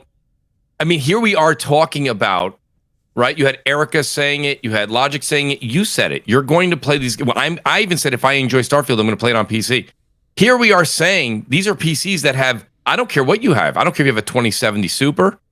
I have a 2080 Ti. That's dated. It's an old card. But a lot of people have the 30 series, and many of our friends have the 40 series. So here we are. We're talking about that. To tell somebody to go out right now and spend $350 on the 1 terabyte Xbox Series S, pardon me, that's going to take them to 2028. Can you imagine what a 2027 game and how demanding that's going to be? Is going to play on your S that you? It ain't going to make it. You know, it's just not. I mean, don't get me wrong, but if you're going to play, Dark Cell, what is it called there? Pardon me, is it Dark Cells? I don't know. What is Dead that? Cells? Dead Cells. Thank you. I'm so sorry. I'm actually playing it on my Steam Deck. If you're playing Dead Cells or you're playing those types of games like that, or then that's fine. That you're gonna love it. Like the Game Pass, maybe 80% of Game Pass games are gonna play just great on there. But I think when it comes down to it, for this generation, the PS5, and that's the other thing. That was an interesting thing we saw, isn't it? The Xbox Series S at $349 for 1 terabyte. You guys realize for $50 more, you can get a digital version of a PS5. I mean, come on. Yeah. One question I would ask you: do you think they would have done the new Series S SKU if the Series S wasn't selling? Oh, no. Oh, logic. So I've said this a number of times. Nobody likes it when I say it. I've said this a million times. BRAP will tell you. So we're seeing numbers. They're rough out there because Microsoft doesn't tell us anything. But we're seeing numbers that show that the series consoles, the X and the S, are somewhere in the young 20 million area, right? 21, 22, 23 million. Is that right? I mean, would you guys at least, that's what I think we're seeing from VG charts, which I understand they're not a reliable source. I get it. But I'm saying that's what we got to go on. Logic, I know exactly where you're going with this. I'll tell you, let's just use a number, 22. Let's say there's 22 million Xbox Series X and S's sold out of 22 million. Wouldn't surprise me in the slightest that 16 million of those are Series S's. Yeah. They're probably selling the hell out of it. I know exactly where BRAP's sales pitch came right out of Redmond. Okay, that was written by Xbox. They want you to buy the S, and they want you to go spend the extra $150 on Game Pass. I get it. I'm sure that's where they're killing it right now. But if I'm sitting here talking to this audience or anyone that's going to listen to the show later, oh my God! Wait, I gotta them into an S. I gotta address this. This is. I have an issue with people do this. They don't provide additional context. Erodimus is like $50 more for PS5, $15 extra. You're getting access to over 400 games. That's assuming that somebody wants to spend the $15 extra, or they want to spend it's not $15. It's actually cheaper if you get it for the year, whatever the case is. But like the point is, that could be said. The same thing could be said for PlayStation. So what are you talking about? Yeah, we have PS Plus Extra and Premium for you want to spend $10 or $15 a month. You get tons of games in there. Yeah. And there are actually more games in Premium than on Game Pass. Really? I didn't know that. I just don't like when people carve out specific things that a certain customer. No, we're just saying in general that for $50 extra, you get a PlayStation 5 current gen console that's not a lower SKU hardware that has the same guts. The only difference is it doesn't have the disc. That's what we're saying. Right, I'm talking about the power you get. And look, and now he's just saying not day and date. Like, Erotimus, just stop it, dude. Like, not everyone cares about day and date. That's fine that you do, but not everyone cares about it. We're just saying, it doesn't. What you're trying to do is devalue what Mooch is saying. It doesn't take away from what Mooch is saying. Right. I think you guys are both right. You're agreeing, and when you think you're disagreeing, but you're actually kind of agreeing. No, I don't. I'm not agreeing with him. Because he always does. Well, in a way, because I get there's certain customers that may want that, but Mooch's point is this: for $50 extra, you get a PlayStation 5 console that is the standard PlayStation 5 console. Mm-hmm. That's it. That's all he's saying. Yeah. For $50 more, you're getting a lot more power in the box. But as far as the Xboxes go, because you're talking about the S, that would be a good deal for those who don't really care about all the bells and whistles, right? BRAP, you're kind of saying that would be a good choice for somebody who just wants to play, or maybe it was Mooch saying that with the Dead Cells example. They want to just play games like that, play some Game Pass, they're kind of casual. Yeah, get the S. That's especially if it's kids or something like that. But yeah, if you want something that's going to last you till 2027 or however, yeah, you probably maybe would go with the X if you want more of like the graphic fidelity and you want more of, those things. So it's in a way like you guys, you're disagreeing, but you're kind of agreeing too. Well, yeah, Erodimus says, as a parent, I go into a store and buy a $400 console. What games are you selling me? Well, it depends on what you're in the mood for. How about Ratchet and Clank if you're a parent? That probably would be, imagine taking that game home and telling the kids that this Pixar movie is something you can control. That might be pretty cool. I would love that. Yeah, I mean, there's plenty of games that my kids actually primarily play on PlayStation 5 right now. I tweeted it out. I checked it. I haven't checked it in a while. Somewhere around 120 hours I have into Returnal. Platinum that. I thought that was one of the best games of this generation. I had a blast with it. Now, Rodimus, I'm not saying you would have a blast with it, but I'm just, if you want to just talk about, just certain games that just the Spider-Man series. You're a parent and you come home with Spider-Man remastered Miles Morales and then Spider-Man 2 in a couple of months. I'll tell you, I don't know how many kids would be crying at that. Fresh off the animated movie that's doing millions and millions of dollars. Spider-Man is big. I mean, it's super big. Yeah. I mean, B, you have kids. They play PlayStation 5? That's the only console they play. They used to have Xboxes, but they never turned them on. They're literally sitting on both their TV stand, their dresser, and my other son has it in his room, but they don't play it. All my kids play on PlayStation. I have 5 PlayStation 5s in my house. Yeah, if I hear you, man. I hear you. My kids are the same now, playing mostly PlayStation 5. I mean, times are changing too. It's the Fortnite days, not so much the Halo days anymore and things like that. And even Gears, what's Gears? That's not popular anymore like it was. So, yeah, I mean, if they're going to hop on a PlayStation these days, it makes sense. Outriders is the real Gears, but that's okay. Oh, God. Did you see the news that it still hasn't made a profit all this time? That, yeah. That's crazy. That poor that's game, crazy, dude. Yeah. I like Outriders. Oh, Outriders, yeah. Yeah. Because people can fly, I guess. Yeah. I don't mind Outriders. Go ahead, I'm sorry. Mooch, do you have some time, man, to stick around? Or do you got to go? Yeah, I'll stick around, yeah. All right. So let me grab the super chat, and then I want to get into the Xbox showcase. Buttmaster gave me with $10 super chat. Buttmaster's been on your show, Mooch. I think I've. Yes. Yes. So he says $10 super chat. Would love to come on one day and talk games with you, BRAP. Yeah, absolutely. Let's connect. You got to come on the show, BRAP. First of all, shout out to Button Basher. Basher was absolutely amazing on the he was on our Xbox live cast too, and he stayed for a bit of the after. It was awesome. So shout out to Button Basher, who does a great podcast as well. Go over and check him out too on YouTube. But I'll tell you right now, to be honest with you, BRAP, he's great, and he's in the industry. He works in the industry, so he knows. He's not just spitting like blind. Isn't he a developer?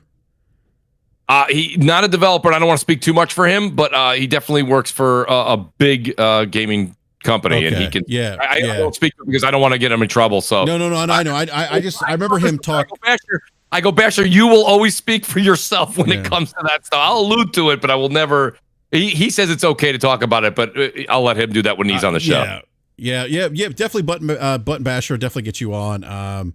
Let's link up on Twitter and get on Twitter and get something scheduled maybe next week if you're available. But I want to go to the Xbox showcase real quick. I just my quick 2 cents on the show. I thought this was one of their better shows in a very long time.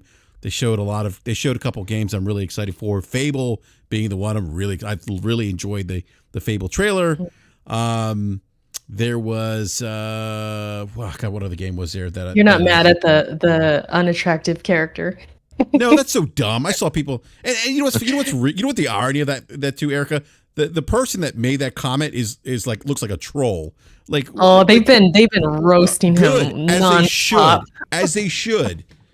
As they should. You can't make comments about people's appearance look. God doesn't like ugly. Don't do that. Oh, yeah. You can't be making comments like that when you got beat with the ugly stick. Like, you just can't do that. Yeah, they've been giving it to him. He's been taking it since he freaking tweeted it. Oh yeah, no, absolutely, yeah. So, but Fable was the game that really stood out to me and really got me excited. I was, I go back to the original days of the original days of the original Xbox. For those who don't know, as an Xbox Live beta tester, get out of here. No way. Yeah, really? Yeah, yep. Wow. Yeah. Right. So, but no, I remember Peter Molyneux talking about this was Project Ego at the time before it became Fable.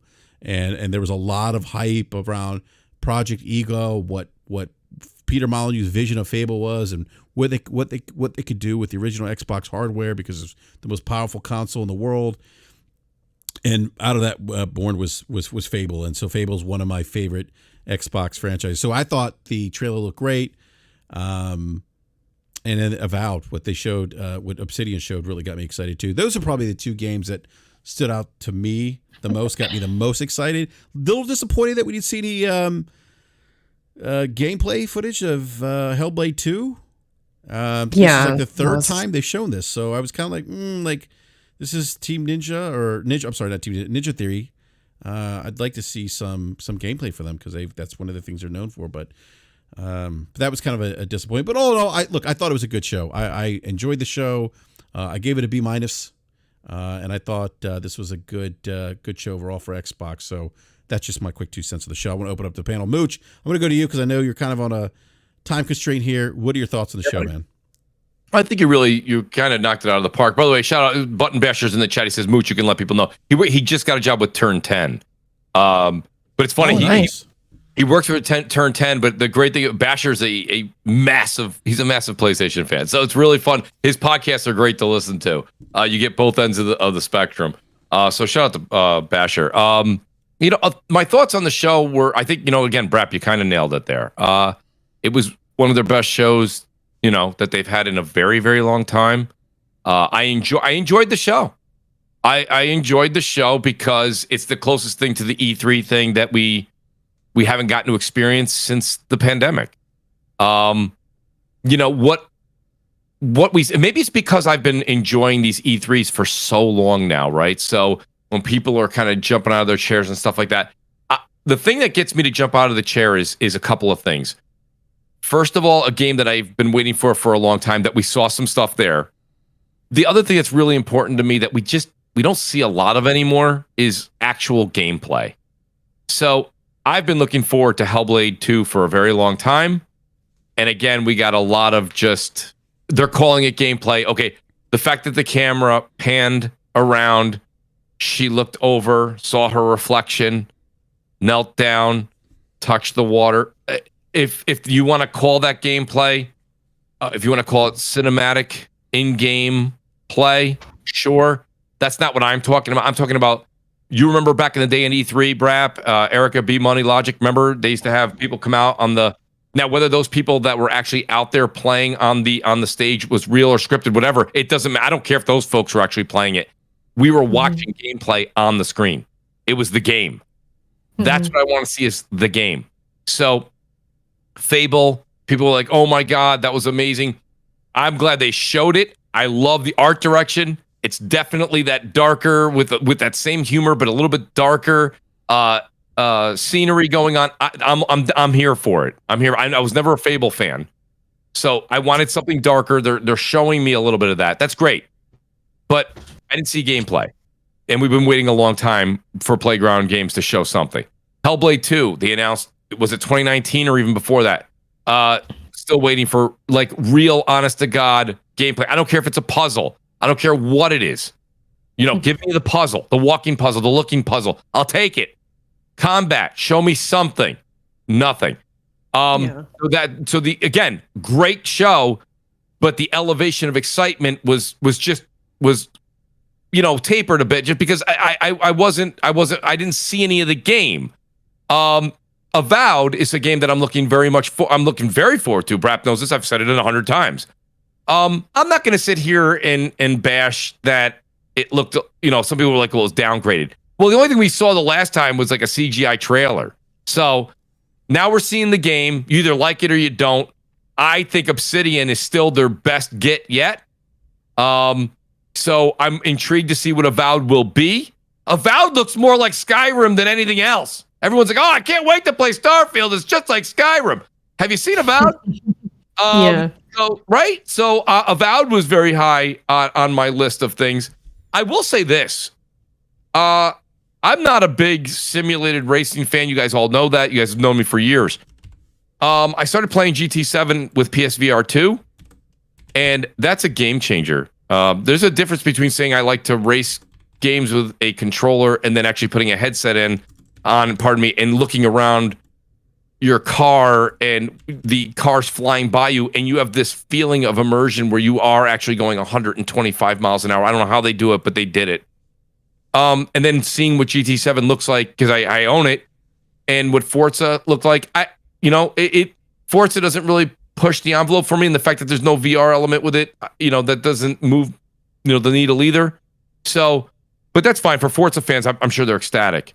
And there really wasn't that one big thing that I was, I thought at the end, instead of seeing a Series S at 1 terabyte, which I could really care less about, I thought we were going to maybe just see a CGI of Gear 6, even though, because I think Erica's with me on this one, to shout out to Lady Foxfire and a few others that I know that love it. Like, I'm more of a Gears head than a Halo person. So when everyone's like, Halo, Gears, and Forza, Halo, I'm always there for, just for, it's almost like respect, right? Look, at a Mario game comes out, I'm there for it. An Uncharted game comes out for a God of War, I'm there for it.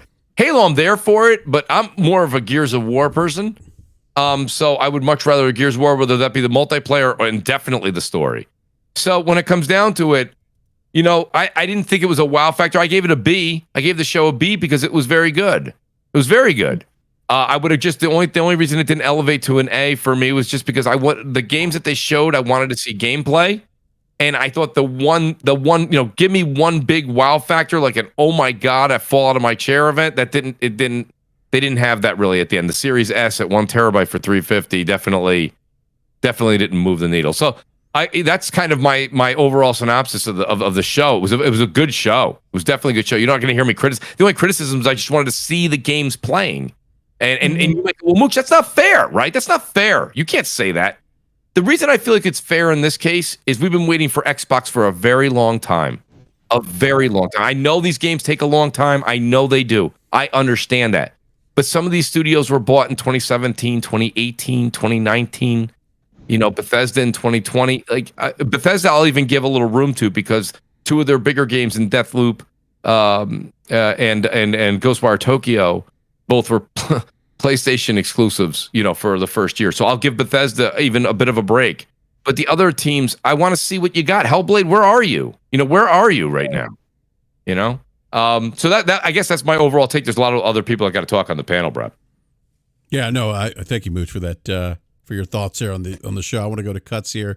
Cuts, what did you think about the show? Do you agree with Mooch, or?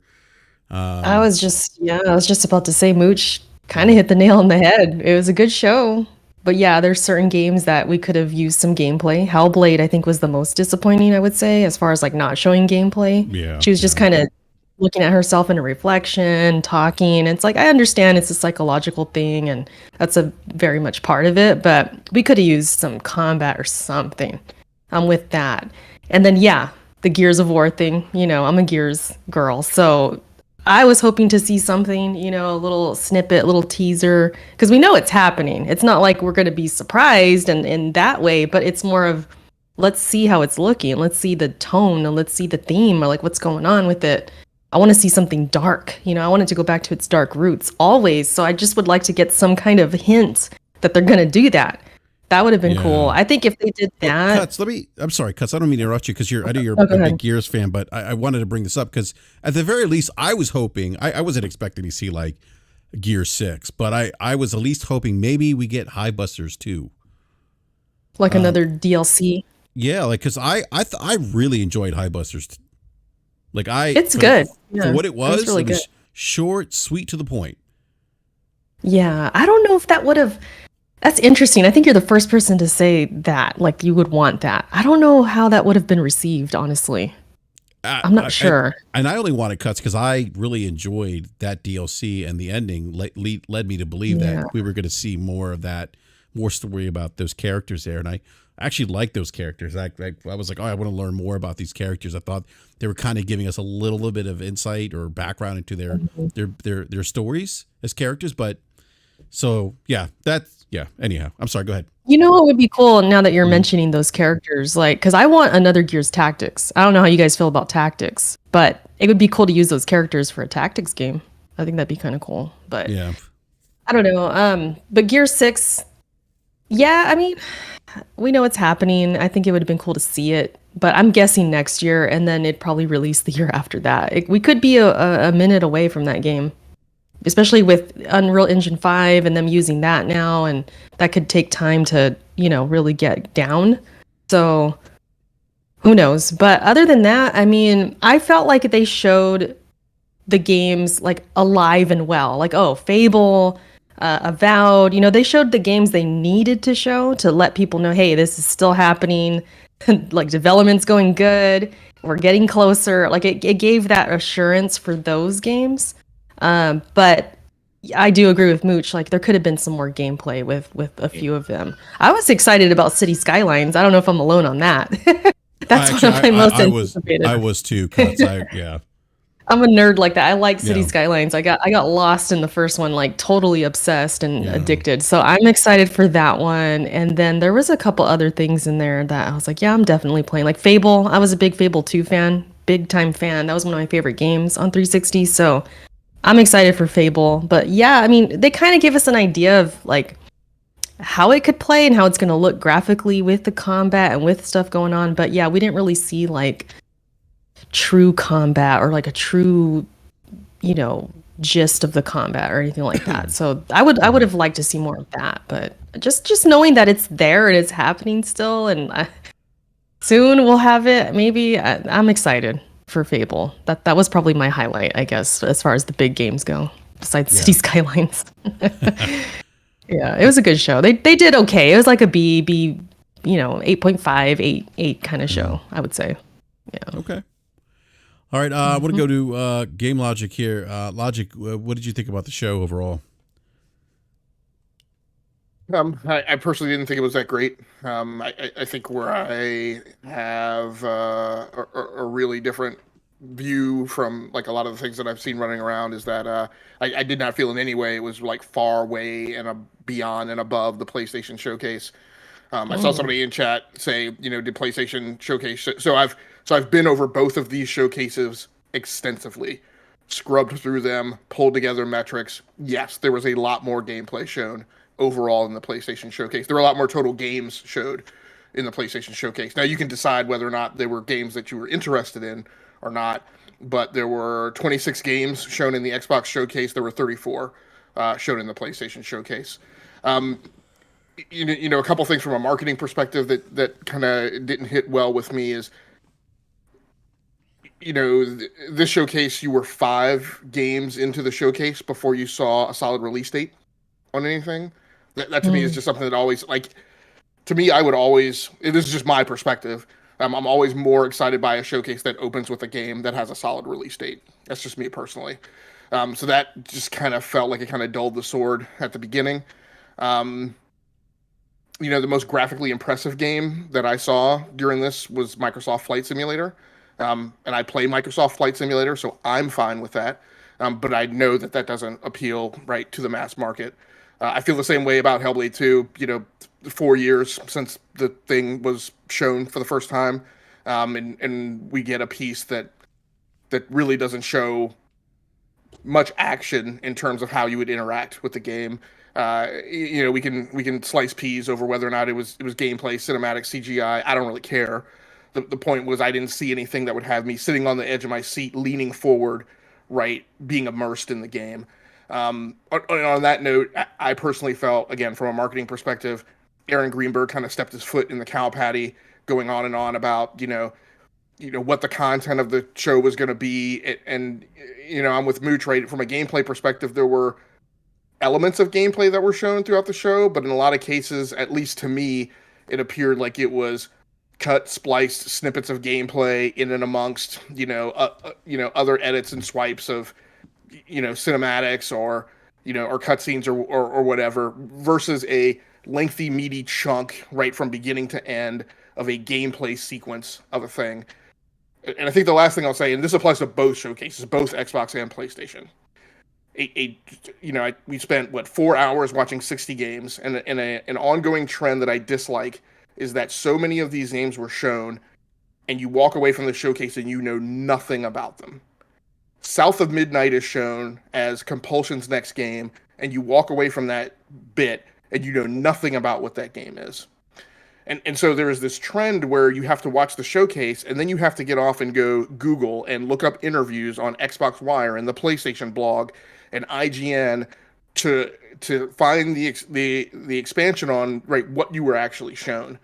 And I saw somebody else in the chat reflect the way that I felt. I felt like the Ubisoft conference was the best one. And what I'll say about the Ubisoft conference, and you can argue over, well, Ubisoft didn't show as many games, they're not a platformer, blah, blah, blah, whatever. The point was I watched the Ubisoft showcase and I stepped away from that and I had absolutely zero questions about what any of those games were, where they were in their development pipeline, what the confidence was of hitting the release date, how for their live service games, how much gameplay testing, how much testing had been done, how many betas there were. I just came away from the Ubisoft conference with a much less ambiguous picture of what the next 12 months of Outlook looked like. So I just feel like that's the thing that I would prefer to see in a showcase. I'm fine with them showing fewer games, but gameplay, more games with solid release dates. And for the Xbox showcase, and again, it fits with their strategy, and I get that. But a lot of their content, what was it? 6 expansion packs / DLC was shown, which were about 23% of the total content that they showed. For games that I don't play. So that's the thing that to me you can do in a post game show or off to the side or something that I don't personally need to see a ton of in the main showcase. I see what you're saying. You just wanted more information, more solid release dates, stuff like that. You reminded me of another criticism. Silk Song should have been there with a release date. That would have been fire. Yeah, and they didn't do it. And PlayStation was guilty of this, right? And has been guilty of this in the past. I've just never been a fan of the sizzle reel palooza approach to these showcases. I don't need to see a bunch of movie trailers. I like when like Mitch said, I like when the devs come out on the stage, which is why I like the Ubisoft conference. I like when the creative leads come out on the stage, tell you what their game is, have a person come out with a controller in their hand. Yes, so it can be smoke and mirrors, fake, whatever, right? But actually show a beginning to end full gameplay sequence. I remember the Forza Motorsport. I know Boots said he doesn't like Forza Motorsport. I love Forza Motorsport. Forza Motorsport, I think it was 7 a few years ago, right? When they had, I think it was a female race car driver at the time come out, right? And I just remember feeling a lot more fulfilled by that display of what was coming down the pike for Forza than some of the stuff we've seen recently. Mm-hmm. Thank you, Gabe Logic, for for your rundown thoughts here. I want to go to B Money 101. B, what are your thoughts on the show?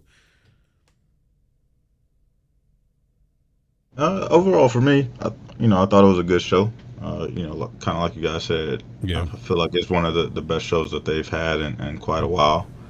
We got a lot of updates on games that have been announced over the past 3 or 4 years. So that was cool to see. There's 2 new IPs that, were announced that kind of had my interest, from Compulsion and then the Clockwork game. So both of those games had my interest. So overall, it was a pretty good show. I kind of like Logic. I kind of prefer for them to come out and explain what the game is. That was one of my big critiques about the Sony show. They announced like 3 or 4 new IPs, and no one came out to explain what the game was or what the premise was or what we could expect. And that's always been a disappointment for me. I would much rather have the dev come out and explain what the game is, especially if you're only going to give me like a CGI trailer. And then also think like when you say there's going to be gameplay, like the standard should be like when they showed off God of War 2018. Standard should be like when we saw The Last of Us gameplay and everybody's like, no, that's not real. Like at least ducking and dodging, bullets and going up under cars. Like, as gamers, that's what we want to see. Like, showing us CGI and showing us these in-game cutscenes and trying to claim that that's gameplay is ridiculous, because it's not. Yes, we're going to see that in the game, but that's not what we're talking about. We want to see what the game looks like and how it performs when someone's actually playing it, controller in hand.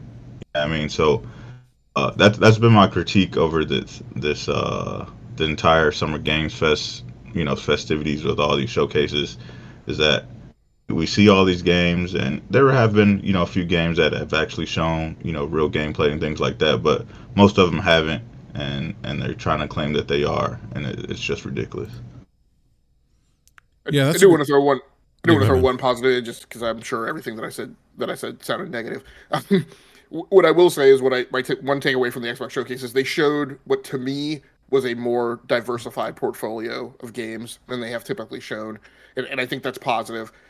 I think that causes some concern for what people's expectations were, but I think much more so in the past, they showed a wide range of games that will appeal to a lot of different people, both on the indie end of the spectrum, as well as, obviously going into Starfield, which I guess Starfield and Forza are theoretically their high-end studio offerings. So, I mean, I give them a thumbs up for that.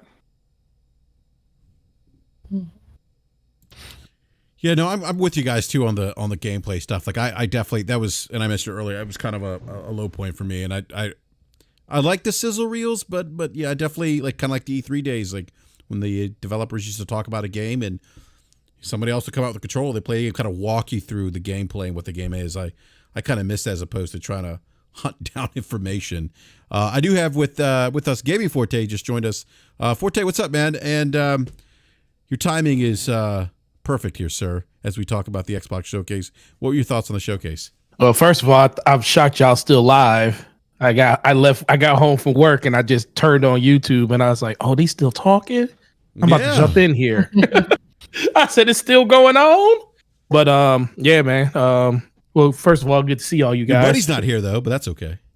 Well, he's on vacation, so leave him alone. Oh, that's right. He's on vacation. I forgot he's on vacation. vacation. He's doing something that most people should do: hang out with their families when they're not playing video games. He's playing video games right now. He's playing on his ROG Ally right now. Probably so. Who knows? Yeah. Now, what was the question you asked?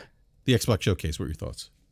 I gave it a 9. Then I deducted 0.5 off of it because there was no Hellblade combat in the game. I can see it. It seems like they're hiding it from us at this point. But outside of that, it was a really good show. Literally was captivated from beginning to end. I know a lot of people didn't like the lack of gameplay for a lot of the bigger titles and stuff, and that was something that I definitely hear from people when they're talking about it, because at this point, a lot of these games have been announced since 2019, some known before then, but we actually got trailers and teasers and stuff in 2020. So it's about that time that they start showing what these games are actually going to look like when it comes to playing them in a position of you being the player in the game and not from a detached camera angle. I get it, but it is what it is on that. But it was a lot of stuff that they shown there that was really, really cool. Really, really, really spoke to a lot of people. I will say, I agree. I forget who said it, but I think it was Game Logic having to go to outside sources to get more information about stuff that could have been easily, talked about or at least shared during the showcase would have been amazing. But I guess that's part of the whole being immersed in everything that's going on at these showcases, because it's always going to be something that's going to happen on the outside of it that you're going to have to kind of search and look for. But honestly, a lot of people don't do that. We're still, we're the hardcore. We play all of these games and stuff, but we're still by far the minority when it comes to this. It's a lot of people that probably don't even know that Starfield's 30 frames per second right now, because it was set in an extended showcase at the end of it. So there's a lot of different things to take from it. The execution, I think, was great from beginning to end. Very minimum talking. Sarah Bond came out, said her piece. disappeared. Phil Spencer came at the end, said his piece, disappeared. I thought it's flowed really, really well. One of the best showcases they did. The biggest thing is it always comes back to expectations. You know, we talked about how PlayStation expectations around that was we want to see what the first party studios are doing outside of the things that we already know. And that's why a lot of people were a little bit more upset at that showcase, just because it's been almost 2 years since we seen or heard anything. Xbox is in a little bit different of a situation because they did show a lot of games at this showcase, but there's still a lot of games that weren't showed, which is okay, because I know a lot of those games started development probably in the last year to 2 years, and they just kind of talked about them a lot earlier than they normally do. But Hellblade not having combat, and I don't know what they're waiting for. I hear people keep saying, well, they're going to show it later on. Like, come on, man. And I'm hard on that game because that was like one of my favorite games. Like, literally, I'm one of the few people, I swear, that actually beat that game and actually enjoyed it and didn't just call it a walking simulator, because I thought it was way more than that. And I already know what that game's going to be when it comes to all the stuff they're showing. They're showing us the atmosphere and all of that stuff, and that's great. And I guess they think that's what's going to sell the game. But ultimately, what is that game going to look like when I'm actually playing and pummeling somebody and cracking through somebody's skull with a sword? What is that going to look like? I just kind of, at this point, that's all I want to see from that game. But everything else was great. It was really, really good. Everybody hesitates to say the future looks bright for Xbox. We already knew that once they started having a chance to like really showcase and get these games out the door, it was going to be a lot better for them. But we still had to get to that point. You know, we see the roadmap. It looks promising. Now it's just time for them to deliver on that roadmap and get these games out the door. And they ain't off to a good start with this whole Starfield at 30 frames per second. But I'm not about to open that can of worms back up, because that's disappointing in itself too. Yeah, I'm gonna knock your first party comment off the table too. Which one? Your comment that you felt it was a plus that that Xbox showed what their first party studios were doing. Oh, okay. Why you say that? You want me to run the tail of the tape? I can do it fast. Yeah, go ahead. Fable, no release date. Sketchy whether or not what we saw was real gameplay. South of Midnight, Compulsion, no release date. Also, no idea what that game is. Avowed, okay. That's one. Sea of Thieves expansion pack. Hellblade 2, no action shown of what the game actually is in terms of gameplay. Fallout 76 expansion pack. Forza Motorsport, okay, that's one in the column. Elder Scrolls Online expansion pack. You get Starfield, Clockwork Revolution. Not only no date, but in due time was the comment. It's not on the roadmap, right? So I mean, okay. I agree with you. Interesting content display of what's in work. But I feel like when I lay these things down and kind of try to true up like how people might feel versus the actual metrics, I think those things are a little off. I also have a problem with, and this may be a me problem, I'm trying to figure this out. Phil said 11 first-party studio games shown. I counted 10. And then on top of that, when he ran through the list that I think he was saying were the 11, he included Microsoft Flight Simulator, which is by Asobo, which is not first-party, and Towerborn by Stoic, which is also not first-party. So I'm not sure. Again, that's a nit, but just, No, I'm with you. Can we please set the record straight? Everybody that keeps thinking that Flight Sim is a brand new game, it's not. They're just changing the title card of the game because it will be 2024 when that releases. It's still going to be the same flight sim that you got right now. They're just changing the title card. I keep hearing everybody say, oh, Flight Sim 2024 is a brand new game. No, they're just updating the title card to say 2024 Flight Sim because it's a massive update to the game. Just like when you play Destiny right now, it's Destiny 2 Lightfall. They just changed the title name. It's not a new game. It's the same game with just more content added to it. So please understand what that is. I was wondering about that live when it was playing. I'm like, ain't this out already? They make it seem like it was new, and I'm like, well, like I thought I was tripping. They trust me. The marketing was genius because they had literally everybody thinking that was a new game, and I'm like, man. But no, it was great. The show was great, and the game logic, I agree with you. I think the only difference is we can't get on Microsoft for doing. I mean, we can get on Microsoft. I mean, I guess it depends on your way of thinking about it. We really can't get on them when we get on Sony about not doing that and showing what the newer studios are doing. Even like we always say, your first time showing it can be a CGI trailer. It could be a title card. It can be this. We just want to know what you're doing.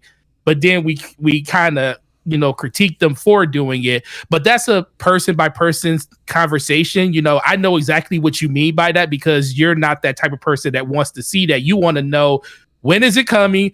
When am I going to play it? Because guess what? By the time this game comes out, I'm probably going to be 4 years older and I'm probably not going to be interested no more. And I get that from a person like a lot of people, but we really got to kind of balance that when we think about that conversation too.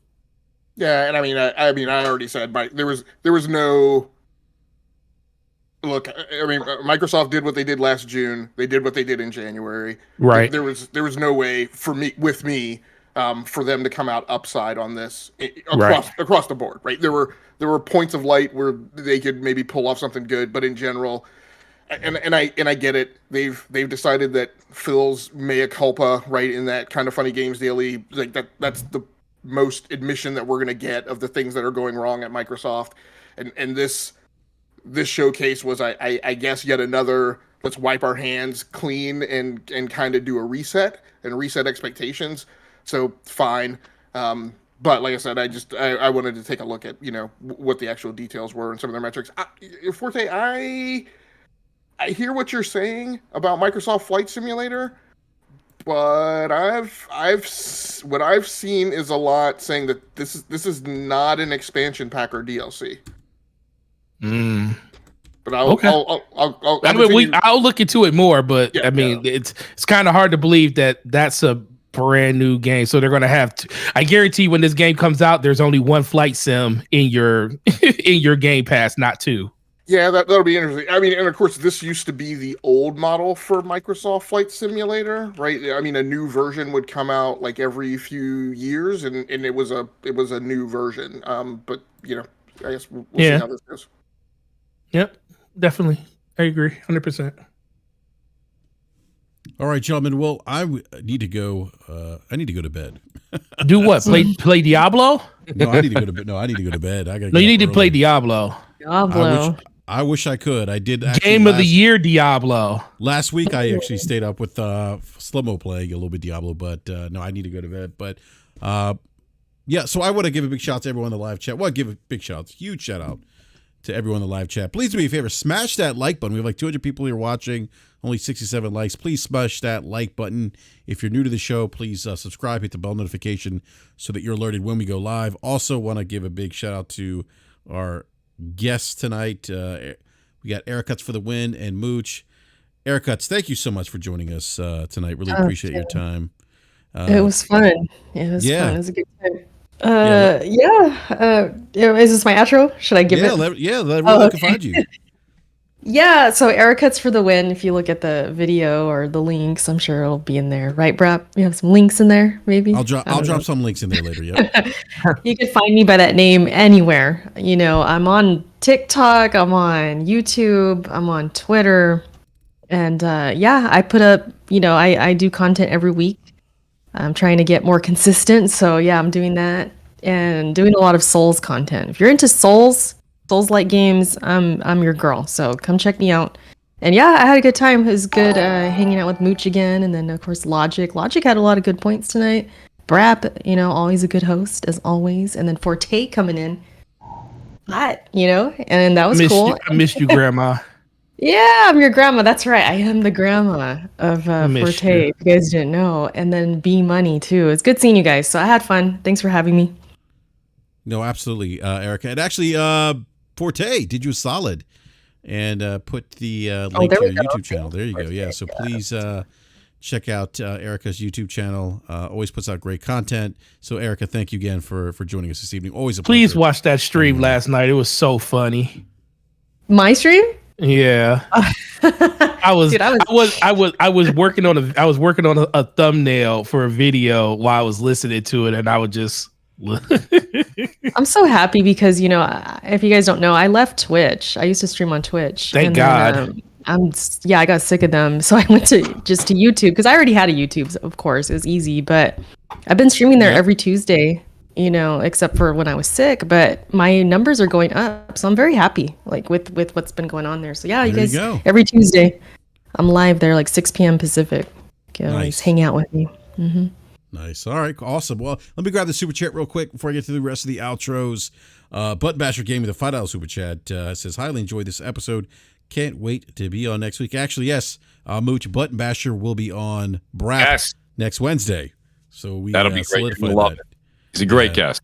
Really is. Yeah. No, I thank you for connecting us, Mooch. And speaking of Mooch, hey, Crossfire Friday.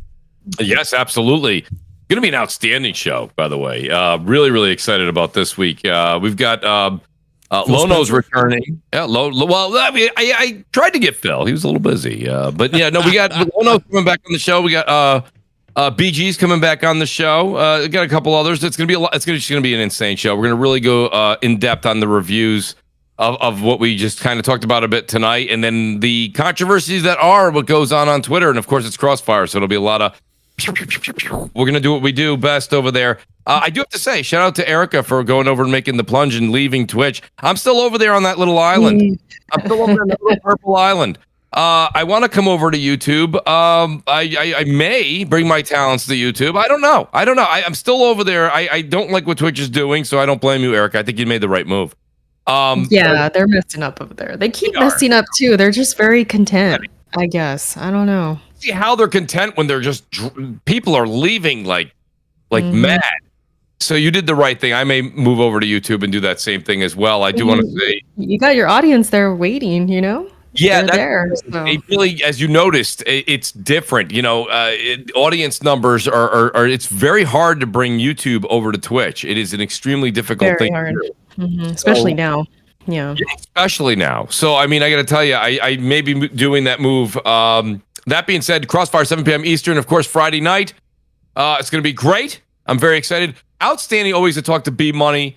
Love being able to reunite and hang out with Erica again tonight. We will have Erica on Crossfire. Now, she can't say no. That's the thing. You can't say no. So we're going to go ahead and get Erica on in the next few weeks. We'll see what we can do. Forte. Here we go. What's up? Forte. When you coming back? We missed Forte on Crossfire. Oh, man. He was asking me. He's like, is Forte going to be on tonight? Oh, man. All right, so I have the Rodecaster Pro 2, the same mixer as you. I have so many questions to ask you. We need to link up for 20 minutes. I need to talk to the All right. Well, yeah, we need to do it. We definitely need to do it. Well, okay, so I guess I'll do my outro since he, segued to me so beautifully. DPS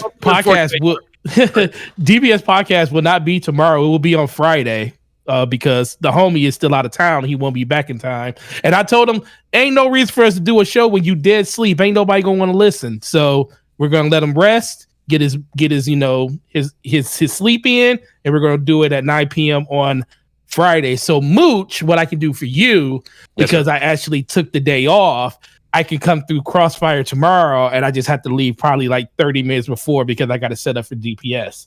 Yeah, absolutely. And Slow-Mo had already told me that he said you guys were going to do a Friday night DPS because he's getting home late on Thursday or something like that. So I ain't gonna be doing nothing. I'll be there tomorrow. I'll just have to leave out earlier to get everything set up for that. But yeah, I'll definitely be there tomorrow. It's going to be a fun time. It's been like a couple of weeks since I've been there. But everything else, Gaming Forte, YouTube, Twitter, Xbox Live, PlayStation, and please follow all of these amazing people on the panel. At some point, they all been mentors to me, and they continue to still be. And I love them dearly. And gaming is a great hobby, and it brings people together. And just continue to keep playing the games that you're playing and meeting the amazing people that you're meeting. We'll talk to you guys next week. All right, thank you, Forte. Game Logic. I don't know if you want to be found, but if you do, let everyone where they can find you. Nope.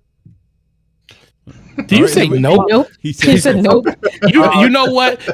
If you want to find him, go check out last week's episode of DPS because he was on there, and you can get all of his stuff in the description of that video because that man is so. I can't stand when you do that, bro.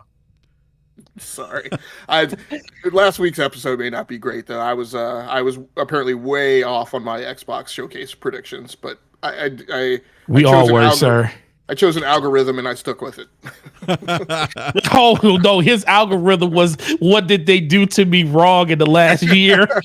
That's his algorithm was like, no, it's not going to be there. I said, what did they do to you? Yeah, they all turned up too. All turned up. Great. That was a great show with you, man. Yeah. It was actually a great show. Then we got B Money 101. B, let them where they can find you as well, man. Yeah, you can find me everywhere. Same name, B Money 101. We had a great show today. It was great to have guests here, Erica and Mooch. And Logic he tries to say he's a guest, but he's here all the time. I was glad to see your Forte here. You know, it's been a while since he's linked up with us, so glad to see him here as well. But yeah, great show, and we'll see you next week. Awesome. All right, definitely, and yeah, we'll be back. We'll be back next week. Wednesday. I can't even talk. Back next Wednesday at 9 p.m. Eastern time. We're gonna have Button Basher with us. That is confirmed. So Button Basher Gaming making his debut here on BRAP as a first-time guest, and then I'll be on Crossfire with Mooch this Friday at 7 p.m. So it sounds like you got a stacked panel there, Mooch. So looking forward to that. That's gonna be great, buddy. I'm really looking forward to this Friday.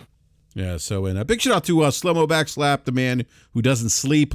Slow-Mo, I don't know if you're listening, but if you are, I hope you get some sleep, man. You don't sleep. I'm worried about your health, your well-being. You're up at all times of the night. Yeah. I don't know how he does it. I don't he either. beats games. Like he beats a ton of games, and he's on all these podcasts. It's like, no, man, listen. I get up last night. I got up probably like 4 o'clock in the morning to go get a drink of water, walk down the stairs, and then my phone just like text message goes off, and I'm like, who the heck texted me? And I look, it's Slow-Mo, and he's talking about stuff that's on Twitter.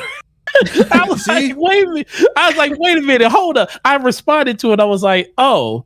And then it hit me. I was like, what are you doing up at 4 o'clock in the morning? And he told me he was doing. I was like, oh, okay, never mind then. We're going to keep that to ourselves. But it was, that man doesn't sleep, doesn't do anything but play video games and look at Twitter all day and doom scroll.